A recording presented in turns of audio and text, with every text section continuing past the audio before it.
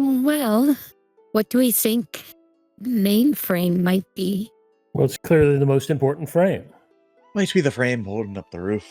Well, let's have a look around. So, I didn't describe it, but right before when you were standing at that desk and you found that parchment, there was also a rectangular box sitting on the floor next to the chair, and there was a light that was blinking on top of the box. So you noticed that before you go to leave the room. Can I take a closer look to see if it is trapped or otherwise? Like, what is this thing? Sure. Roll me a perception or investigation, because you're just looking for traps right now. So That's an 11. You get down on the floor next to it. You look around the back. You see that there are these like cables going into the back of it that you see move up, and they connect to panels that are sitting on top of the table.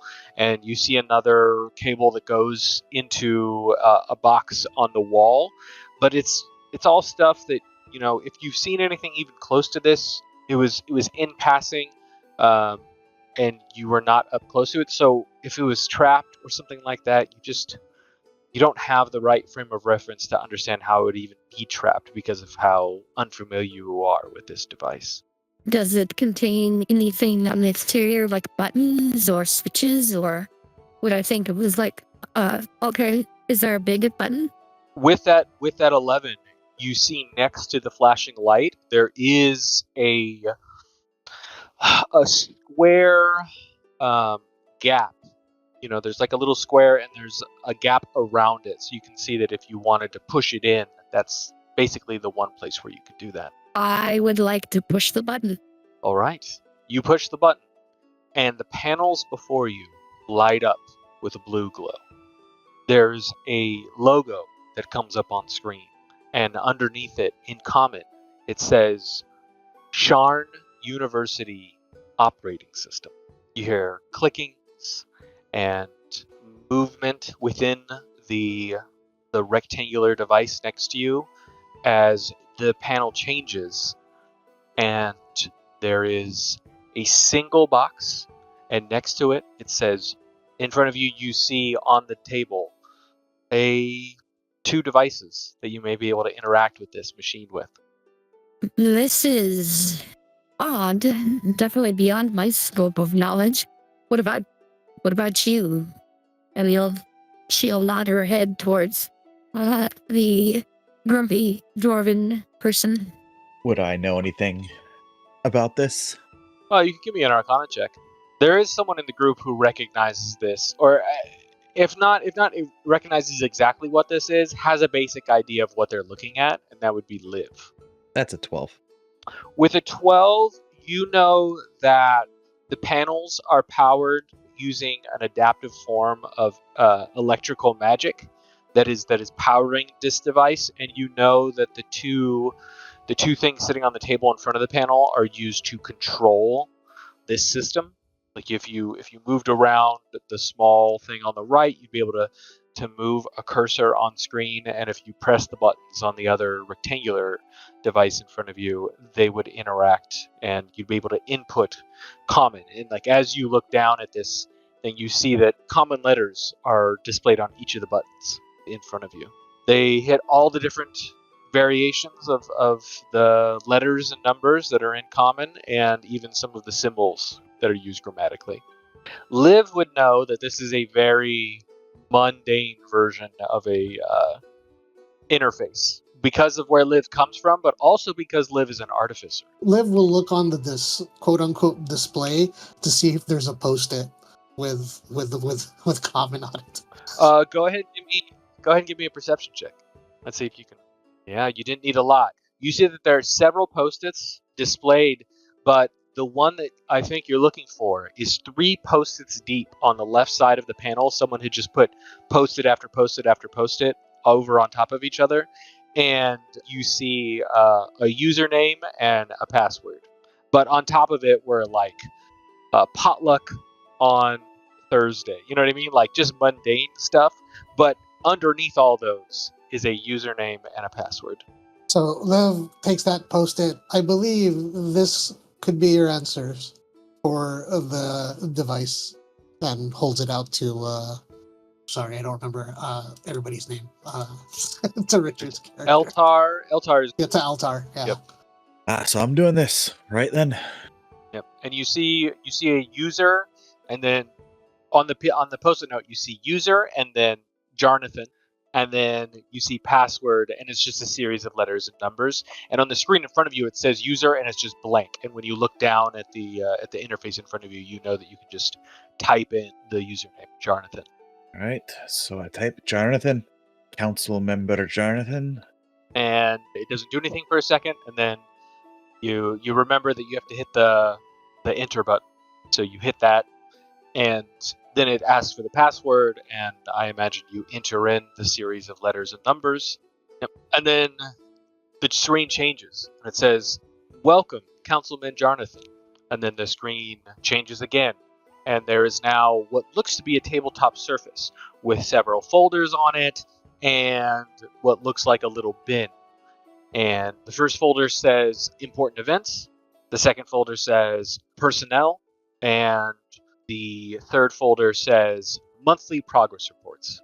Hmm. You may use the other device to move the cursor around, and Liv points up to the other device. I knew sitting that. Next to it. I grabbed the thing and what's this folder down here just for you, babe? Oh my goodness. No, I think I'll take a look at the monthly progress reports. All right. What are the folders again? Monthly progress reports. Here, I'm typing it in right now. I mean, I definitely knew them all. I didn't check the progress reports just because it was the last thing you said. Of course not. Important events, personnel, monthly progress reports. You click on that, and you see what seem to be parchment. There's like an image of a parchment, and each of them has a name. And you can see that it goes back 3 years. And there's one for every month. But the last one, you kind of do the math thinking of what day it is. And looking at the... Actually, you're a wizard. Give me an intelligence roll. It's a check. It's called a check. Just straight intelligence? Unless you want to use something like investigation. I mean, you rolled fantastic. Do you are you trained in investigation? No, it'd be the same. Okay. So with the 23, you understand that just looking at these different documents, that the program has been going for at least 3 years, and using the naming system, they're very standard. They're standardized across the board. It is the year and the month, and that's it. And knowing what today is, and given the information that you were given by William St. Paul and the other two of the three amigos upstairs, the last progress report is missing. There should have been one like 3 weeks ago, and it's not there. But otherwise, you see a document for every month for the last 3 years, except for the last one. No, let's. I mean, don't we want to know what's happening down here? Can we read the last report, the last successful report? Apparently, you all want to know what's going on. I want to get the fuck out. Yeah. Do you need to give a persuasion? Does he need to roll persuasion to get you to double click on the document? No, I just grumble and do it. I'll just summarize it because the problem is like I think as players, what you're looking for is like, oh, this is going to tell us exactly what is happening here. The problem with documents like this is there's assumed knowledge. So there's a lot of jargon again that is not explained. And they talk about weekly tests have been promising. One subject in particular has the right wavelengths necessary.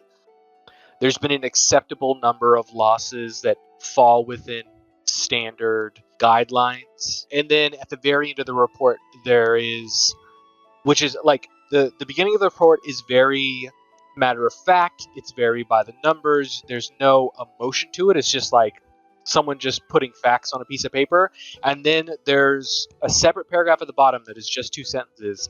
And it is someone like breaking protocol and saying, I've put in a request over the last 6 reports. Please send necessary repair devices. So whoever wrote this report kind of broke protocol and was complaining about not getting supplies they were requesting. All of this is not going to mean anything to you, but it might give you hints. You can look at more of the reports, and it's more standard stuff. They talk about losses, they talk about guidelines, they talk about weekly tests, and you can tell that as you go through each report, you go backward in time. They're very formulaic. They're by the numbers. And aside and for the last, I guess from that report back 6, there is the end of the report someone asking for repair devices that they're worried about electrical fluctuations, and they need to make repairs, and that they're requesting supplies. And that is kind of repeated for the last 6 reports, and then everything before that is just standard. It's basically the same thing every single time. But you do get the indication, especially with that 23, that whatever they're trying to do here, they haven't succeeded yet. And now, given the state of things, they may never. Right, I understand everything completely. We should leave. We're done here. But what about these other folders? The important events and the personnel? Isn't there a kitchen around here or something? And I grumble and begrudgingly click on the important events folder. So you see within there is yeah, you mentioned food in front of Haley. You see in the important events folder, there's just one document, and it just says important events. I imagine you click on it. Liv may have a plate in her hand, come to think of it. Oh my goodness. Where did that come from? Because remember when we came in, she took a Oh, plate. I think everybody was sitting down, and I said she's taking a plate of food. Okay, so then what I need from you is I need a deck saving throw, and this is like a retroactive thing. Nothing bad is going to happen. But I just from the battle and stuff. From the battle, I want to see if you held onto the plate the whole battle. Yeah, you're still holding onto that plate. You held onto it the whole combat. I imagine it's got to be empty. I don't know. That'd be up to you. I like Liv wouldn't need it. I'll tell you that much. Maybe. Yeah, there's one tiny little like tea sandwich on there. You know, the one without the crust, the little squares. There's just one solitary sandwich left on it. All right, it's still safe. You double click on the important events, and you realize quickly that this has nothing to do with whatever was happening here. This is like Janice is expecting. It's Paul's birthday, and then it lists a date. Like, it's just, you know, whoever worked here wanted to keep track of like HR stuff that was happening with the people that worked here, and it's just a list of mundane BS about different people. But you see a bunch of names. There's like maybe 30 different people, and it's just different life events, like marriage anniversaries, birthdays, people, you know, expecting children, holidays. It's the most mundane, unimportant thing, and it's not important for what you're looking for. It's all the HR announcements. Exactly. Yep. As Eltar mentions food, Liv like puts it in front of puts the plate in front of him. Well, there's one little sandwich there for whoever wants it. I imagine you're gonna look at the personnel folder now. Well, if you're not going to eat that and you're not going to click on the folder, how does this work, Liv? Oh, there you are. Just going like 10 folders deep. What are you doing? Look, this announcement is very important. Someone's expecting. And I'll click on the personnel, I guess. Okay, so this opens up a different type of parchment on screen. It's again one parchment, but this one has like squares on it, crossing lines. And it says personnel's in or out. Yeah, everything is papyrus. Everything. You open that, and you see no. In the important events document, there was Comic Sans outlawed on this date. In the personnel Excel sheet, you see 3 different categories. The first one is managerial staff. The second one is office workers, and the third one is test subjects. And you notice, because there's like an interesting thing at the bottom where there's like a little digital peg that you can move left and right. And as you shift it from the right to the left, it's showing all the different iterations of this sheet, like through time. And you watch at the top, the date is changing as you do this. So even though this is one document, you can actually go back and forth and see how things change. And you notice a disturbing trend, because I'm just going to roll over your 23. Even though you don't have any experience with computers, you're able to look at information and discern trends from it. You notice that managerial staff change out monthly. The last person who was managerial staff was Jonathan. You rolled a 23, so Clippy asked you if you need any help. But the office workers, some of them will change out monthly, but there's kind of a weird trend where one or two names from the office personnel section will move down into test subjects. And every 3 months or so, test subjects have a line through their name, and then they're no longer on the next iteration of the sheet. And that just keeps happening over and over and over again. Some office workers, their names are just gone, but some of them will move down into test subjects. And then from test subjects, a line will go through a name, and then that name will not appear again. And there is a comment on one section where it's labeled not Jonathan because he was the last person there. It's like Elise or something like that, and it's about a year ago. And there's a comment on the actual field for test subjects that says when you get to that, you stop on it, and a pop-up comes up on the side. And from Elise, it says, if we need to keep up our supply of willing participants, and willing has quotation marks on it, we need to expand outside of Pillar. Outside of what? Outside of Pillar, which is the name of the fort city that is now a merchant town, that is at the top of this mountain, or this rock. And I would like everyone to give me you can either do history if you are proficient in it, or if you're not, then just give me an intelligence check. Because as you're looking at this information, you may realize something. 16 is pretty good. Ooh, 23 again. Richard's rolling rocks. So Liv, you think of it first. Ward with a 7. So Ward, maybe because you just don't, you're focused on keeping your people protected. Liv, you start wondering, who would be a test subject. Kind of, you're new to here, so you're not really sure. But Eltar, you think back, and you remember there was a lot of people at the Sky Docks, and you saw a decent amount of people, in the market on the way to the Drafty Villa. But there's one thing you never saw, and that was anyone in poverty. You never saw anyone who looked sick. You never saw anyone begging for change. It was all just people with money. And besides that, no one looked dirty. No one looked homeless. It wasn't strange to you at the time, but maybe it's because you weren't looking for it. But as they talk in this document about expanding outside of Pillar because they're running out of test subjects, you remember that you didn't see any unhoused. I have a feeling that these test subjects weren't exactly volunteers. Query, but it says willing. Remember what I told you about people lying, Olivia? Oh, so in this case, it is a lie? Dirty, dirty lie. Are there any post-it notes that contain anything, maybe a subterfuge language, thieves' camp, hackers, elite script? Elite speak. You're welcome to give me a perception check. Hold on, let me check. Yeah, does Elite Speak show up on your character sheet under Yeah. No, I need to check the number for this room against the module and see if there's any Elite Speak hidden.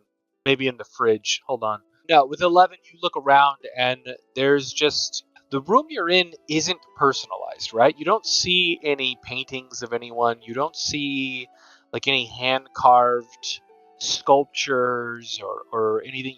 You see like wax plants and just like nondescript artwork and plaques that talk about like we're all in this together for a brighter future, which is these dumb slogans.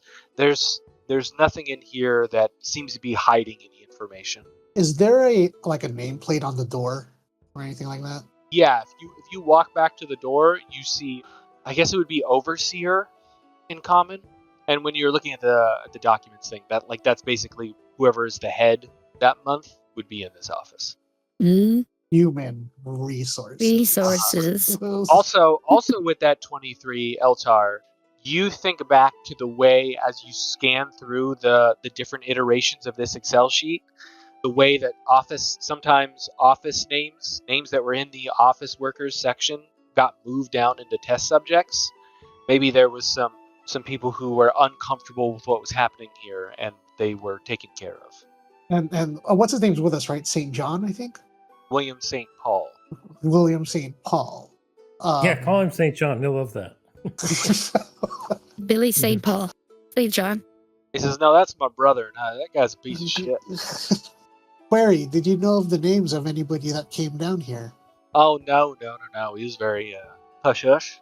Basically, they'd handed us a piece of paper that kind of confirmed who they were. It was a sealed parchment, sealed scroll case that was kind of keyed magically. We were given a little... He holds up his fingers like 3 inches across. A little stick that broke the magical seal without, makes an explosion sound. And on the parchment, there'd be a little visual description. And Calavesh upstairs, he has the ability to spell illusions and stuff, so he would just make sure the person was who they say they were, and then we just let them through. We never got a name. And who did they say they were if you had no name? Just a visual description. You know what I mean? And I noticed... Oh, the description was on the parchment. Was on the parchment, and it was just okay. a visual description. There was never any names. And when you're, as Eltar was scrolling through all the different files, it's just names. There's no visual descriptions. There's no ages. There's no gender, no sex. There's nothing on there that gives their identity away except for a name. And it's all first names too. Paul, David. Yep. Except for Jonathan. Everyone knows who Jonathan is. So going recap. We know this was a laboratory of some sort. It looks like they were experimenting on humans. We don't quite know where they were getting these humans from.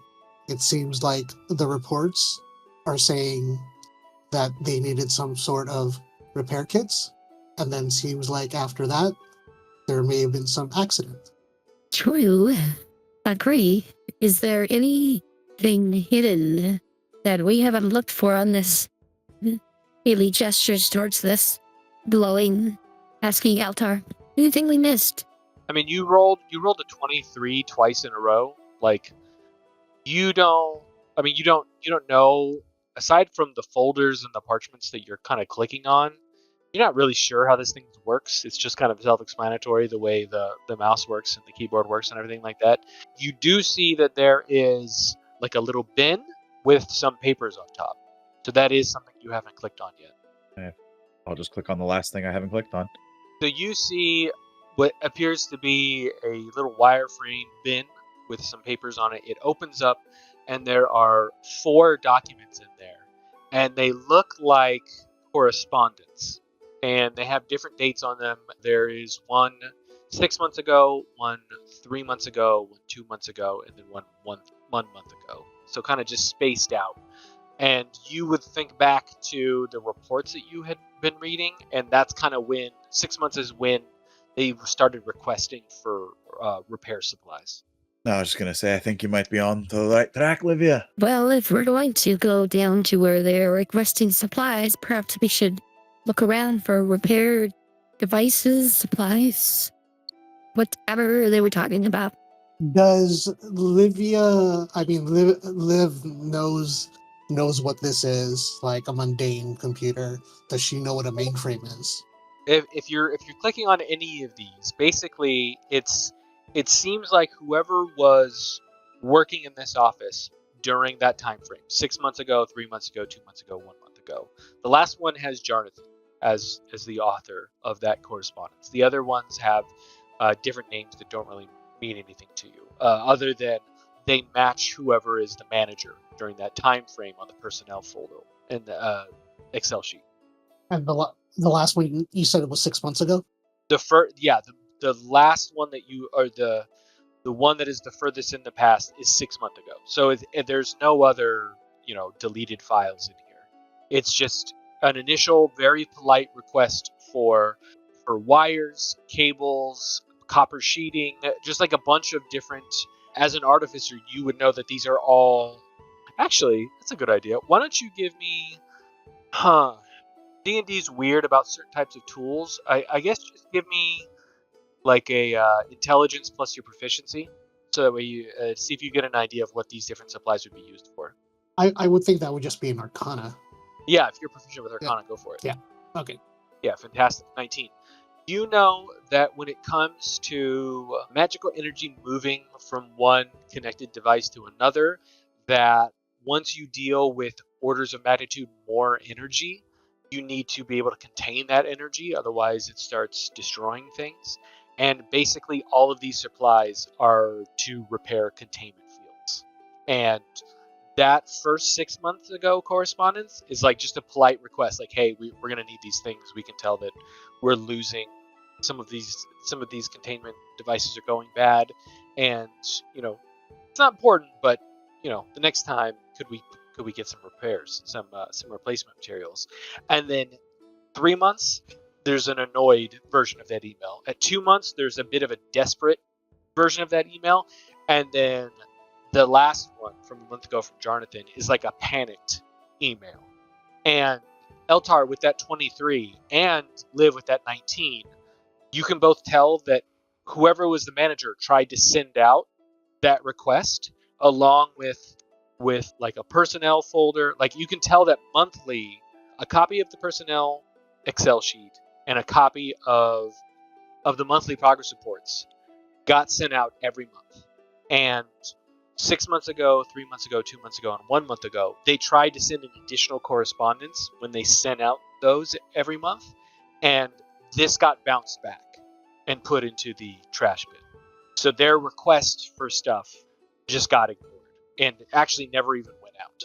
And I know before we rebooted, I think what happened, because before it said on the display, it said that to reboot the mainframe. Was that this computer itself? That wasn't on the panel. That was like how you found a post-it note like attached to the screen with the password of the user.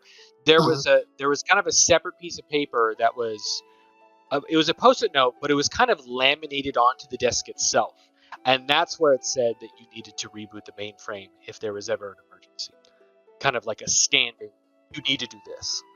Does Livia know the difference between this computer and a mainframe?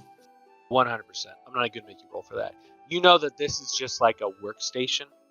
Livia would know that, and that a mainframe is a big like central hub for magic and So it looks like there was an accident, and I believe to override this lockdown, we may need to do what this says, as she points to the laminated message. What is mainframe? It is a large machine that can house magical energies and information. This one.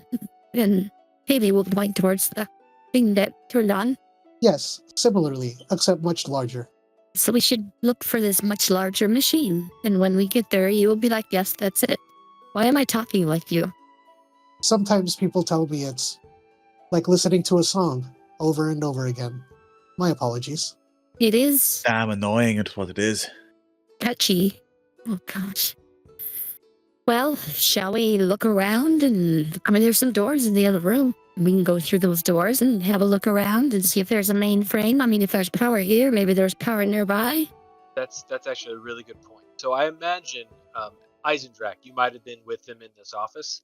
Ward, where have you been this whole time? So where are Eisendrak and Ward while the three of them, because there's like, if you look at that space, if there's more than 3 people in front of that computer panel, you're not all going to fit. So where would Eisendrak and Ward be? Well, I'm definitely poking my head in to see what they're doing. Yeah, I'm paying attention. yeah, Ward probably, he's keeping an eye, but he's probably still in that hallway, just looking at Fallen Comrade, being like, that shield's looking mighty nice, but I don't know if I decided whether he wants to steal it or not, or leave it with this Fallen, not necessarily Warforged, but construct that's probably close to what he was. So you're kind of near the boardroom table. Yes. Okay, please give me a perception check. Okay. Oh, fantastic. Fantastic. You hear movement through this door. That northeast door up there, you hear something moving. Ward would wave to try to see if he can get Eisendrak's attention. Yeah, you look through that doorway, Eisendrak, from the office back into the boardroom, and you see Ward kind of waving at you. You mean waving me over? Yeah, I'll go over there, sure. Do you hear things through this door? I put my ear to the door and listen. Do I hear anything through the door? Yeah, I'm not even going to make you roll. So, because you get up close to it, you put your ear on it, you hear nope. Wow, that's not a word. Metal kind of scraping against like a hard, like not wood, but another material. And it's kind of scraping and you kind of hear it move from the east to the west, like back and forth. And then you hear it kind of move parallel with that wall to your east. Yeah, there's like a wall to the east. You hear it move. Yep, you hear it move down to the south, and then come back up. And it just sounds like something is pacing. And your mind goes back to two creatures you fought when you first got in here. One of them was a person, a construct that was in like a person form made out of metal, and then a iron defender. You know that there are metal things walking around in here. Now know something moving around this room on the other side. Luckily, none of you have made enough noise. But the group at the computer, you've kind of gotten all the information that you can get from here, what you have. And at that moment, there's like a beep, beep, beep, and the panel turns itself off and the light goes away. And Liv, you know that if the mainframe's off, that this whole facility, or if there's something wrong with the mainframe, you don't know if it's off, but if there's something wrong with it, anything that you see is probably on emergency power. That's what happens in facilities like this with your experience as an artificer. So whatever the battery, what are they called? UPSs? No, not UPSs. There's Yes. like a local battery that just died. It looks like this computer has given its all. It's out of its magical resource. Well, shall we look around? I mean, there's doors over there. In the other room, perhaps the mainframe is behind one of those doors or both of those doors if it's much bigger. So as you walk out, you see your Eisendrak is a dragonborn. Yes. So you see the dragonborn, your dragonborn companion, with his ear up at this northeast door as you walk out. In his head, Eisenrak, does he hear in his head? He receives the message of, what are you looking or listening for, Blue? Well, I wasn't listening for anything, but there are noises behind this door. Like beep, beep, boop, boop, like the other machine or something else? Metal scraping on a surface. Yes. Yeah. It's like, I make that sound. You know. In my head, I'm like, oh my gosh.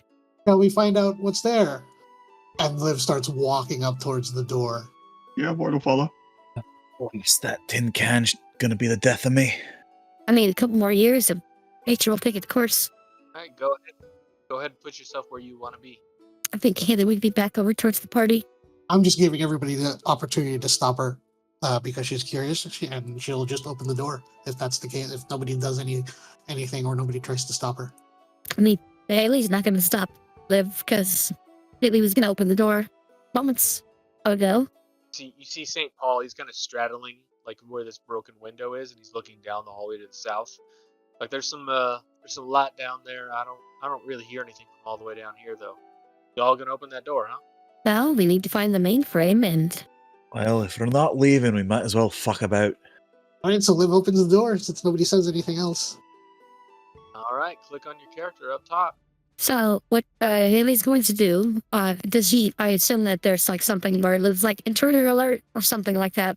I think Haley would move down here and hide around the corner. As what was actually hide? Would you like me to give you a stealth check? Yes, of course. That is a 24. Nice. And I would like to hold an action to throw a psychic blade if I see this creature come forward. And that's my turn. And then I see Eisendrak next. Eisendrak, you can see through the doorway. You see another iron defender, wolf-like metal creature. Damn, not this again. I will throw a chaos bolt at it. Oh, nice. Nice. Roll to hit. I hope that should hit. It was a 22. Oh, yes. I've got D&D Beyond open just in case this happened. Yeah, 22 definitely hits. Roll to hit. Roll damage. Oh, 13 points of damage. Very nice. There's only one creature in this room, right? That you can see. Yes. Okay. All right. Any movement? Any bonus action? No. Ward, you are up. Ward will do what he's supposed to do and kind of step over or try to move around Liv a little bit. I would think you kind of like shove her aside, like get out of my Sure. way. Yeah, you're able to get past her and move. All right. And just walk up and take a swing. Yep. As you move in, you see there's another like room with more panels and more desks. They're all pretty much off in there. Yep, you're able to get within melee and make an attack. Please roll. Yep, that does not hit. You do have hero point at the beginning of combat. Everyone does, but it's up to you. Sure. Yeah. Nope. Reroll that d20. You got a +5, it says. Yeah, you know that's not happening. I just questioning whether I back up. Then Liv's. Never mind. I'll stay here. I'm my turn. He will accept anti-hero points where you take stuff away. Exactly. Would you like to spend an anti-hero point for me to get a free attack against you? No. Any bonus actions? Nope. Am I still? Do you guys see two of me, or am I the only one who sees two of me? So that's where you started your turn. Oh, then I. All right. This thing sees you right in front of it. It's gonna make a nice little bite. I don't think a 13 will not hit. second attack and natural 2. I think that you are a nice juicy target. You're right in front of him, so he's not gonna move. Eltar, you hear movement through the door to the east of you, and then you feel the door just explode out as another Iron Defender comes through and makes its second attack against you after destroying the door. Oh, fuck me. Oh, now I hit. 23? Much damage have they been doing?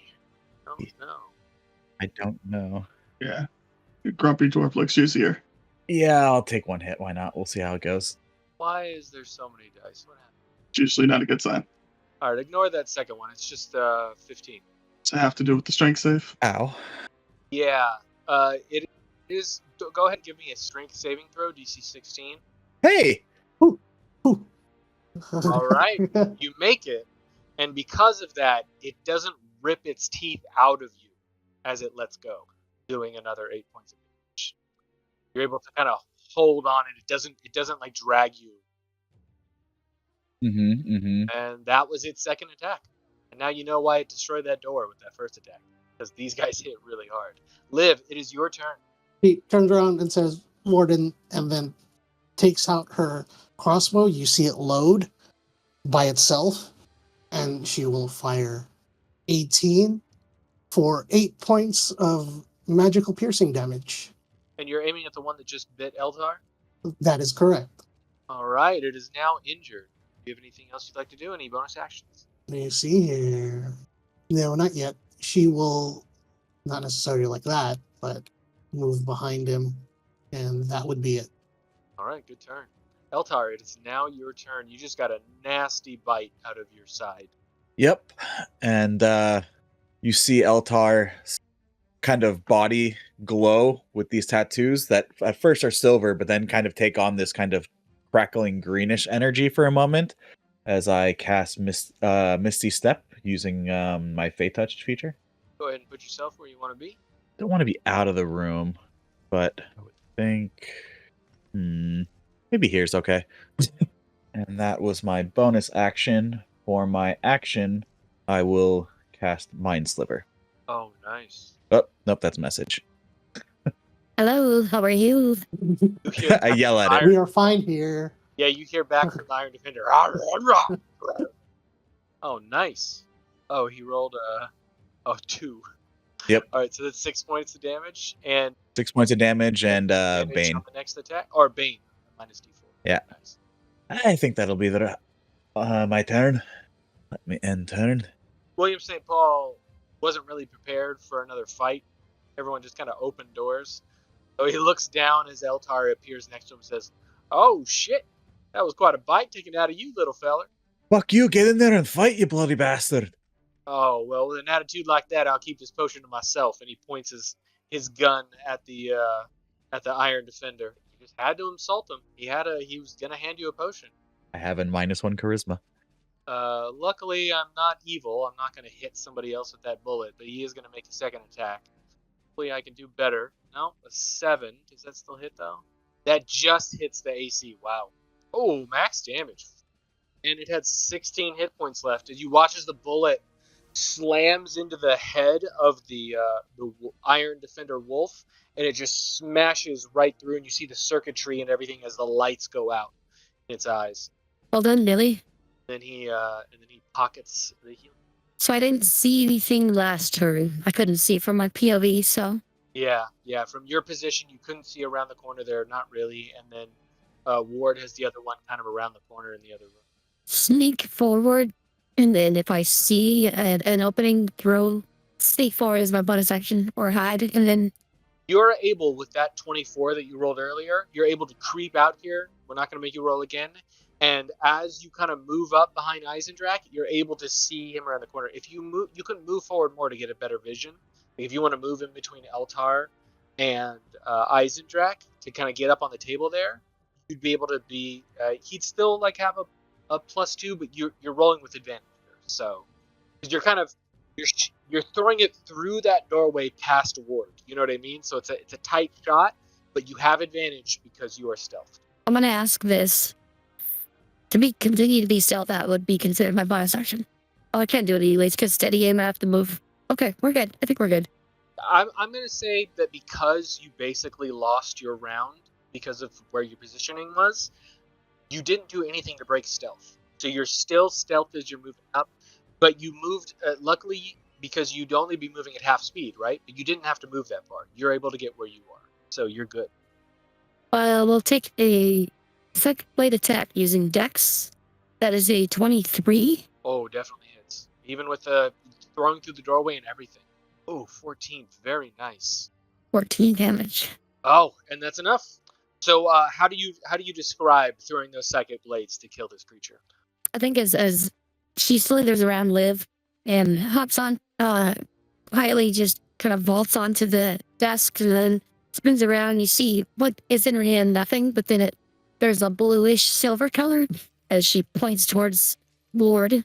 Halfway, as it reaches about probably the door frame, you see this spectral dagger in this, I don't know how to best describe it, but the Elden Ring fire race are the blue swords that they shoot as it evaporates into existence and then slams into this creature. It's psychic damage. I'm not sure if that is a factor. Check their immunities. No, you're good. You're good with psychic damage. When their eyes probably turn a different color, and then they turn like the blue and silver, like the color of her hair. Exactly. The red eyes turn to blue. As Ward, from your perspective, you feel like this resonant energy pass you, and a blue blade just appears out of nowhere and slams into the head of this creature, but disappears as it enters the metal. Like everyone else in the room, you watched as the metal sheeting on the other Iron Defender's head just get destroyed by a bullet, right? This one just kind of puffs into the metal and then disappears. And Ward, you watch the eyes turn blue and then turn off as the creature just falls to the ground in front of you. You see, got finger guns money award. After as the creature falls. I borrowed that from my friend Jack. Oh, right, Jack. Oh, Ward, what did you say? And it's not the first psychic blade that's narrowly missed Ward's head, as we've been fighting these things, so he knows to look at Haley. Yeah, Ward did his job. He warded. As in Druck's turn. Excellent shot, Miss Haley and Mr. Paul. Thank you. Liv, you're so polite. All right, little feller, here. Despite your bad attitude, I'll give you this. And he hands you a healing. Try not to get bit next time, all right? Just grumbles. You are hurt. And she starts taking out her little small little wand thing and starts like sweeping him over it as your wounds heal as she casts As she cleanses his Cure aura. Wounds. So you watch as this brightly glowing crystal moves all over your body, Eltar, and you just feel just vibes heal you. How are we doing potions? Everyone should have one, but you just got one from St. Paul. Oh, no. If it's an action, it's full heal. Bonus action, you gotta roll. So that's regular. I think it's 10, right? Because it's 2d4 plus 2. Plus 2. Yep, 10. So it's just straight 10. All right, I'm back up to full. Exactly. Oh, nice. Be aware, my equipment is running low, or is now depleted. I Well, shall we have a look? Looks like there's more of those things in there. All right, y'all look up in that area. I'm just gonna move down the hallway here and peek around the corner. All right, I'm just gonna cover us on see us. Affirmative. Liv starts walking into the other room, not quite paying attention Yep. where everybody else is.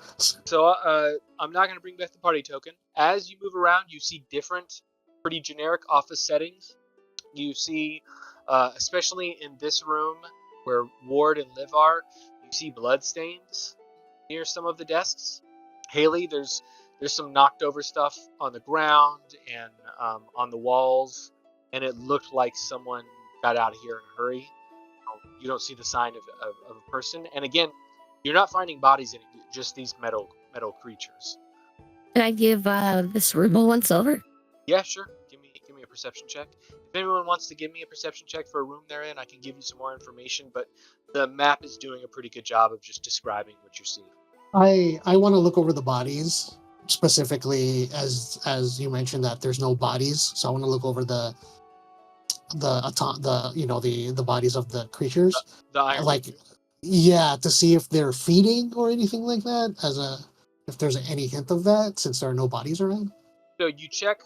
Oh, let me do Haley real quick. So Haley, you're looking around, and this has all the hallmarks of someone who worked in this office. You see that everything's kind of in its place, in exacting detail. Everything is very neat, except for the chair is turned over, and there are a bunch of papers to the south of the chair.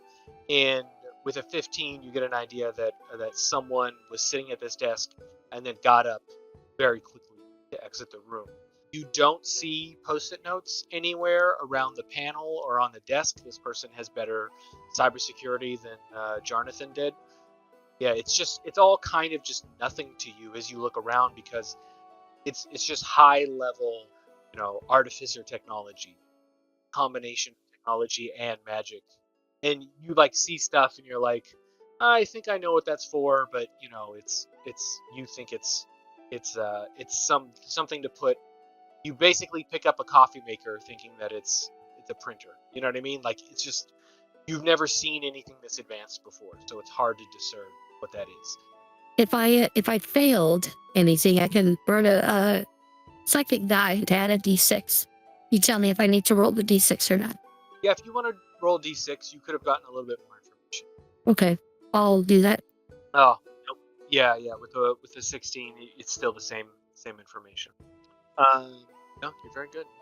Welcome. Please give me an investigation roll, Adam, for Liv. Oh, great roll. So you're able to look at this creature that you're standing next to right now, and with your knowledge of Eltar, you're able to kind of see the blood that's in its maw on the metal teeth, and you're able to just be like, no, that's not relevant to what I'm seeking here. And you check its mouth inside for any viscera or tissue that would be left over from these creatures feeding, and you do see blood in there that is dried, that is not Eltar's, but there's no soft or hard tissue beyond the jaws that would make you think they're eating anything. In fact, as you look down, you can see that the blood stains, especially as you kind of look underneath this creature where it fell, there are drag marks to the south, because this has actually been broken down. There used to be a wall here. Okay. Down there, and there's a bloody trail that goes out through that hole. Well, there's nobody else around that's conceiving at the moment, I would assume. Ward is in the room next to you. Oh, okay. To the north. But I don't know if Ward's paying attention. Well, only because Liv will start going to the south and investigating. Okay. Ward, I will just say that you notice Liv start walking to the south. And that becomes difficult terrain, because it seems like there's a server right there, basically a cabinet with the electronics in there that got smashed into the wall, and it's now lying flat into the south. And as you look through that wall, you see a bathroom. A bathroom? Yep. You look to the south and you see that this door right here, Yes. you see that is very clearly like not a normal door. It's because you could peer over it. You know what I mean? Like it's like American bathrooms. Got it. You're saying that this is the bathroom. I Yep. thought you meant that there's a door that says bathroom on it. Got it. You've just been here long enough to know what a Sharn bathroom looks like a standard bathroom. Okay, then you may want to go to the other guys as she will search this room. All right, Ward, you're looking around and there's a blood stain on the wall to the east. And as you kind of look down, you see that it goes back into the room where Liv was in, and then you notice Liv kind of climb over a cabinet and move to the room to the south. Yeah, Ward has decided that this one will wander, so he's just kind of keeping an eye, trying not to lose eyesight on where Liv goes. Probably a good call. Eisendrach, are you looking for anything in the boardroom? Oh, I'm not. Just kind of hanging out in there. You see a pot of month-old coffee. Actually, I was kind of looking, where they're in meeting snacks left over, but Yeah. So if you move up here, up to the north, you see there's a month-old pot of coffee there that is just nasty. And then if you were to open up that cabinet, you find several bags with like Sharn's Best salt and vinegar, Sharn's Best cheddar and sour cream, and there's just bags of chips in there. And if you look at the expiration dates, they're still good. I did not think this would be a food-focused party, but here we are. Any questions from Haley or Eltar? No, I think as Haley exits the room, she'll rub her hand across Eltar's head a little bit and kind of give him a little smile and head back out towards look down the hallway where she saw that being or person earlier. Bloody fucking elves. As you step into the hallway, you see St. Paul. And St. Paul has his gun out and is not pointing it at you. He has it pointed towards the ceiling, and he looks back at you, and he puts his finger up to his lips in a shushing motion, and then points his finger up one, and then points around the corner, because he's at the very edge of the hallway there, and he's pointing around the corner to the south, and he's pointing, and then he brings it back up, and he mouths the word one. I would like to spend a sonic energy dice to do whispers. But how long has it been? Since I did it when we first got down the steps to Liv and Eisendrach, so I could speak telepathically. It lasts 3 hours since I rolled a 3. Oh no, you're good. If it's 3 hours, you're good. Then I would speak in Eisendrach's head and say, our friend Billy here found at least one other creature around the corner. He said, be quiet if you come out here. Maybe until Gramps there next to you. And then Liv will hear the same thing, because I will, yeah, I'll pass that message on. Eltar, Eisendrach lets you know that St. Paul has detected another enemy out in the hallway, possibly somebody. And then Liv in the bathroom. You make your way over the cabinet. Then as you head down, you see that there are 3 stalls, and then a door to the west. And then in your head, you hear Haley warning you that St. Paul has detected another enemy in the hallway. And the odd door out is this one, right? Oops, I didn't mean to open it. Is that one? No, you're good. Yeah, that one. Yeah, that is a normal door, not a stall door. Yeah. Oh, okay. That's a normal door. These are stalls. Those are all stalls to the south. Got it. Then at that point, as she hears Haley, she'll just literally stop in her tracks and then turn around, and she sees the ward and says, per Haley. And then she will repeat what Haley said in her head. And again, just like before, it kind of sounds like Haley, but not quite. Yep. So, Ward, you hear a facsimile of Haley's voice come out of Liv's face. Sounds like I am needed, and Ward will make his way to go be the shield. And Liv will follow. Before you leave the bathroom, please give me a free perception check. For perception check. When you were standing right there, when you got that message, you detected the smells of human urine, excrement, and blood. Somebody blew up one. Before, and then go ahead, please. But that's what you detected. Got it. The Liv will make a note of that. Warden, there's a torn up bathroom down to the south. I think it should be investigated. What would you guys like to do? Haley would like to quietly move up towards Warden, or excuse me, towards Billy or William St. John. Billy, Blue. All right. Would you like to move up stealthily? Yes, please. Please stealth roll. Oh yeah. 24. Yep. Yeah, you can move right up next to him, and he'll just kind of point around the corner. So if you want to move up to here, you can. So, and you see standing against the wall, but not moving, not even breathing. Another one of those man-shaped metal creatures, a helmed horde. Haley will describe in the head of Blue and Liv the creature it looks like the same creature we fought before with the armor and the shield and like the glowing red insides. Very abstractly described this creature. It's right around the corner from where I am. Message from, and again, repeats it. Okay, where would everyone like to be? I imagine this might become a combat. So if you want to position yourself for this, you can, or if you want to maybe just leave this here for now and keep exploring, you're more than welcome. I think Haley would let Ward move forward as she waves to him like, come forward, but be quiet. Yeah, please give me a stealth check, Ward, if you're trying to move up. Yeah, Ward is good at one of those things. Okay. Moving up or stealth check? Moving up. Will it do it naturally? I guess not. Not bad. Not great either. I mean, it's pretty good for Full Metal That's Creature at very- disadvantage. That's very average. All right, where would everyone else be? Because Ward was hurt. So if is everyone where they would be at, or do you want to move up into the hallway? Maybe it's totally up to you guys. If you want to be back there, I think Liv is Go gonna ahead. follow. Liv will be wherever. Liv would be wherever Altar would That's go, what I as she was talking about. And then as the back as possible. as combat commences, Altar's just trying to move away from Liv, but Liv just keeps following. Yep. All right. So, Ward, as you move up, you see St. Paul just kind of look at you like, oh, as you just crunch, your foot crunches on some of the rubble. Because as you get down here, Ward, you're able to see that this wall right here is broken, and there's just a bunch of rubble strewn all the way up to where you are, and you just step on a particular big piece of masonry. And we're gonna get into combat. Hopefully, it doesn't freak out this time. As I was being quiet as I was moving up and then moving back. You're good. You start stealthed. Okay, I can barely see this creature around the corner.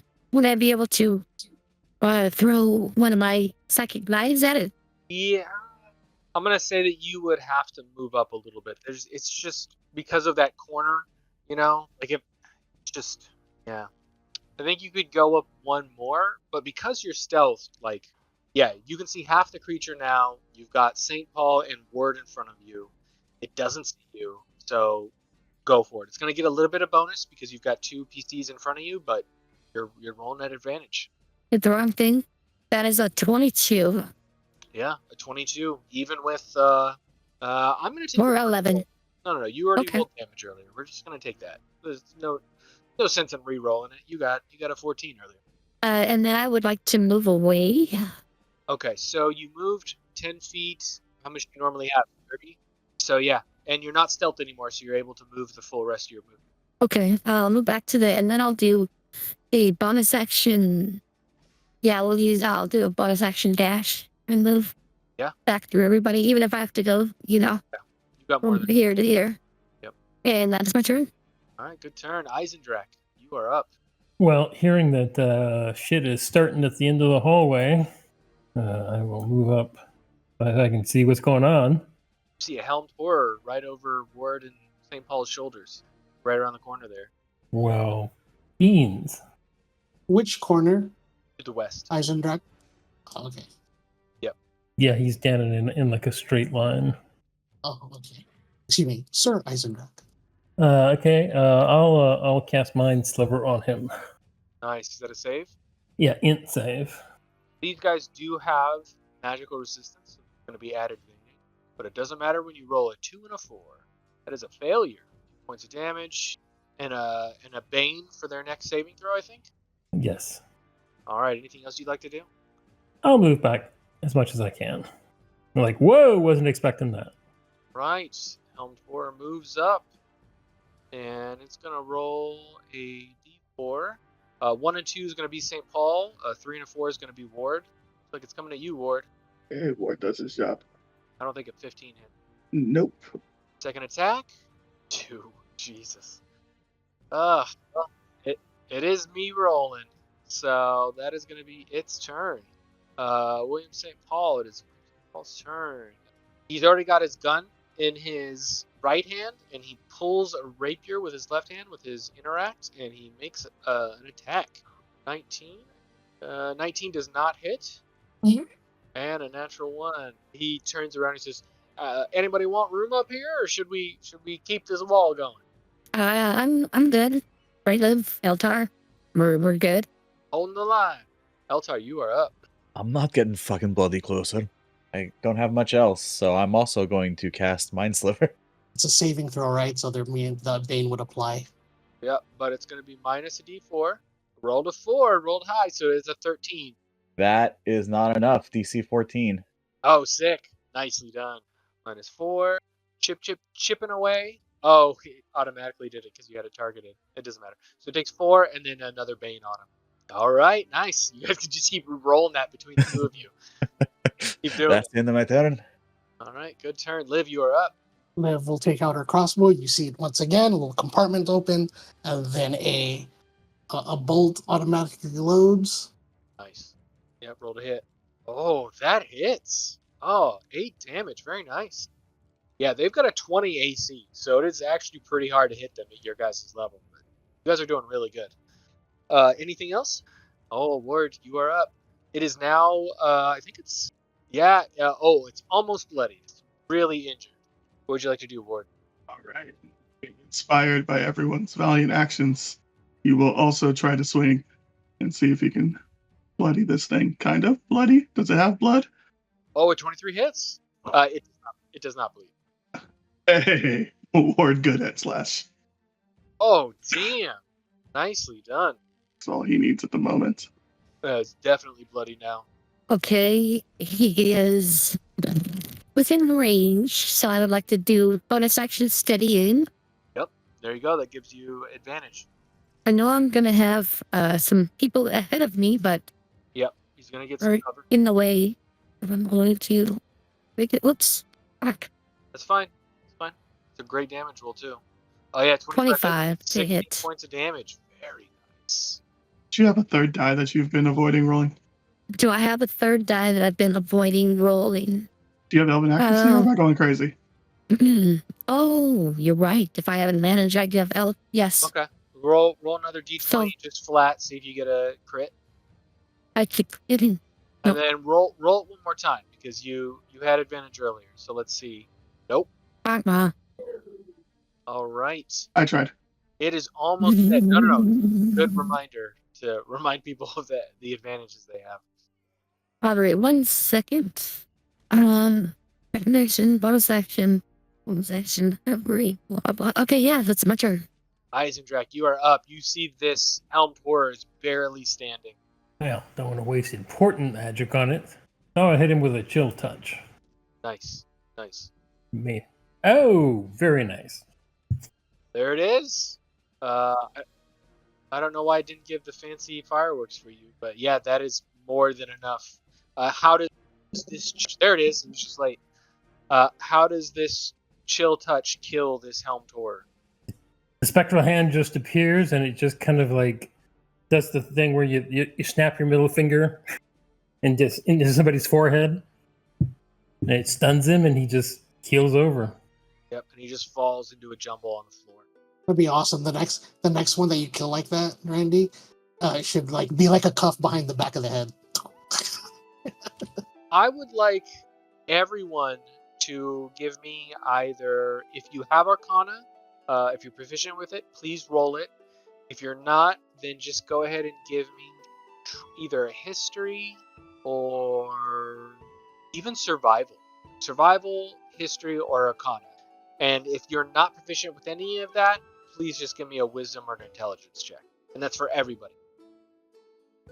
Liv would like to use her inspiration. Sure. Yeah, yes, is. please. Could you go through that instruction again? I lost you somewhere in the middle. Okay, so it's Arcana, History, or Survival. And if you don't have any of those, then an Intelligence or Wisdom check. 18 for Haley. If if I failed, I can add yeah. a d6. Roll a d6 because it's a very high. Okay, you just hit. Oh, wait a minute.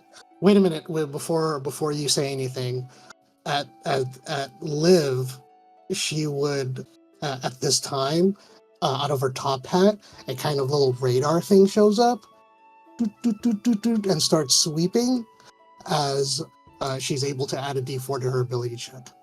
Nice. I So, can't do it because I'm not proficient, so I can't add a d6. So I'm just at 18. Okay, so thankfully, Liv just hits the DC. DC 20.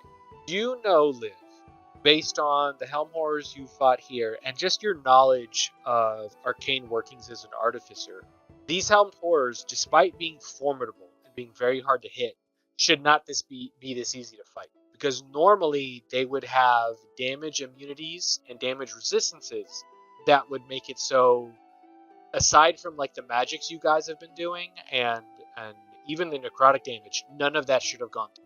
Right? They should have been taking half damage from your regular attacks. They should have been. Well, then then Haley would know this too. These guys should not be going down this easy. And as this one falls to the ground, you notice that there's no physical abnormality with these helmed horrors, but they just seem to have less inherent energy. That there's something that is drained from them that is making them weaker. So they, instead of being immune to poison, necrotic, or force damage, they're resistant to it. And instead of being resistant to non-magical damage or non-adamantine damage, they're taking full damage from it. And it's because they've been drained in some way. They've been, say that last part again. They've been what? Some way? They've been drained. They have Drained. less, Got it. like their batteries are low or something like that. Like that's the closest analogy you can make. Doing a diagnostic about these creatures, it seems normally they would be more advanced, powerful. However, that does not seem to be the case. Maybe they have not as much power or they have been drained. I suggest caution moving forward. Well, then let's go cautiously. Haley, as you move up, you see that there's a door to your east, and as you come around the corner and walk over the body of the helmed horror, you see a panel that's flashing to your west, a 10-foot wide metal door to the northwest there, and then another 5-foot door to the west. And to the southeast, there's a gap in the wall. So there's a bunch of different ways you can go. So the panel's flashing, and this door to the north here is 10 foot versus this door to the west is 5 foot. Does it say anything on the panel? Yes, in common it says containment breached, emergency power. Can I look for any traps around the doors or anything like if we open it up, is it electrified or anything like that? Yeah, please give me a perception or an investigation. That is a 17, and I'm proficient, and if I'm failed, I can roll d6, so you tell me. So that's enough to know that there is no trap on this 10-foot wide door, but it is powered down.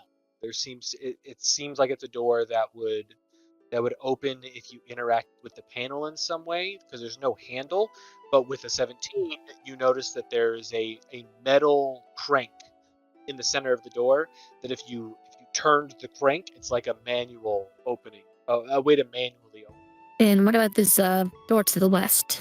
That just looks like a normal door to you. It's got a handle on it, and it's kind of cracked open. You smell, there's like a strong, astringent chemical smell coming through the crack in the door. So I'll mention that telepathically to both Liv and seems there's points to we can crank this, or it can crank this and open it. But you smell that blue? It smells terrible. Well, it depends on if you like the smell of this kind of chemical. Some people does, but to me, no thanks. And then Liv will just say out loud, investigating, and start moving towards the group and leaving Billy will point towards the way it stinks. Over there, that door, the small one, smells. Oh, you can smell it coming from underneath. Are you familiar with that smell? To the east, you smell like kind of stale water to the east, and if you look through, you see that there's pooling water on the floor and a broken urinal on the ground. That smells awful. Get it, Liv? Awful? No? Awful. Offal. That's how you spell it, right? Blue? Right? Ha ha ha. Elta, are you back there on your own? All right. Where would you guys like to go? You're free to move wherever you want. There's a crank on that 10-foot wide door. There's a door to the west, and then there's a gap in the wall to the east. Well, we should look into the. Wait, Ward, don't crank that open because that obviously it's bigger and probably either holding something in or keeping something from coming out. So maybe that door there, and she'll point to the standard door to the west. Open that one.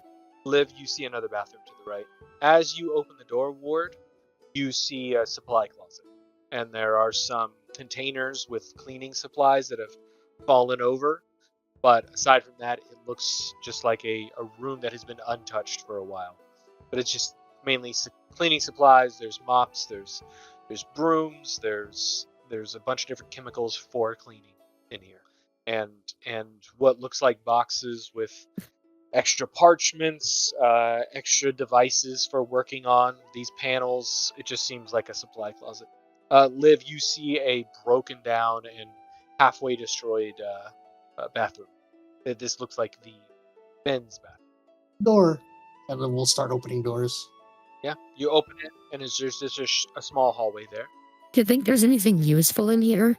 I'm gonna give it a look around, Ward. Useful for odor elimination? I mean, for food. You can roll an investigation check if you want to look around. Liv, as you open that door, you see that there's just a small hallway there, and knowing where the other bathroom is, this is a hallway that connects the main hallway to the other bathroom. It's 5 foot wide, 20 foot long. So basically, they would enter the bathrooms. Why are usually bathrooms are next to each other? But, like, I want to start looking for bathroom signs. Is there bathroom signs? Yeah. Nothing human would arrange bathrooms like this.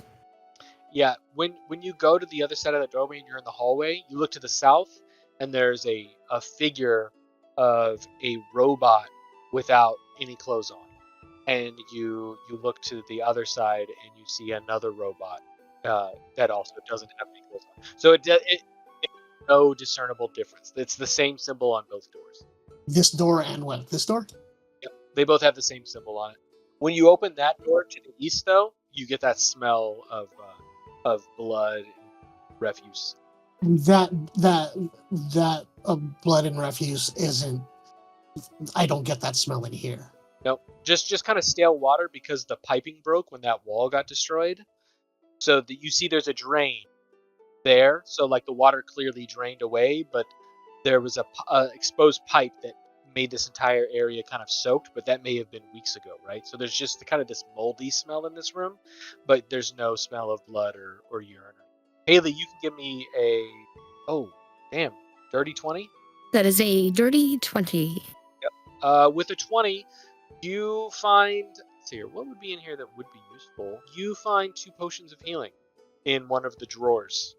In this is like a rolling cart here, and you go through the first 2 drawers at the top, and they're just like supplies, cleaning stuff, and then you get to the bottom and there's a first aid kit, and you open it and there's 2 potions of healing. I think I would just reach forward and look at this and something useful. Here, Ward. And she'll pass the other one to Ward. Alright, Liv goes, Warden, I will reinvestigate the areas I was speaking of earlier. Yeah, sorry, the walls are kind of messed up. But are you gonna start checking stalls? Yeah. So you go to open that one, and that one is locked. I want to go ahead and investigate that door for locks and traps. Yeah, please give me an investigation roll. Oh. It just looks like a door to you. It's a stall door, so there's like You're like trying to like rotate the little thing, and it's just clicking as you're trying to turn it. But you don't see any traps or any panels or wires connecting anything. It is a better than American style stall though. You can't see through a gap. It at least has the decency for. So it's more Yeah. European style. Yeah, Okay. it's more European style, exactly. Well, so she doesn't know if she doesn't think she sees any traps. So she'll take out her thieves' tools and try to figure out the lock to unlock it. And the camera, if there was a camera focusing on what's happening in this story, pans back to the hallway, and St. Paul goes, "Well, we're not going to find anything out by not cranking this door," and just starts opening the door. And you guys see a long hallway with piping on the sides. Look at Elton move. Piping up the sides, and there's drainage at the bottom, and there's piping and nozzles every 5 feet that seem to at one point maybe shot liquid or gas or something into this hallway that is 10 feet wide and 15 feet long. And he goes, "Well, that looks ominous, huh?" Haley will peer in and Liv, go ahead and roll your. I'll go first if you're scared, Haley. So it would just be what? Dex plus your. Well, I mean, if you're proficient with him, you can use your intelligence as an artificer, right? Yeah. It's just thieves' tools will just give me proficiency. Then go ahead and just roll Arcana because it's intellect plus proficiency, right? So that is enough. That is enough. You use your thieves' tools, and you're able to actually take apart the little turning device that would be the door, and you bring the little front of that cylinder off, and you're able to manipulate, put your tool on the inside, and unlatch it. Woohoo. You find the body of a person sitting on the stall. Your first corpse. Well, in this dungeon. I'd say a half elf in a white lab coat, and they're holding a clipboard to their chest and kind of slumped against the side, sitting there, and their head is just resting right above where the toilet paper would be.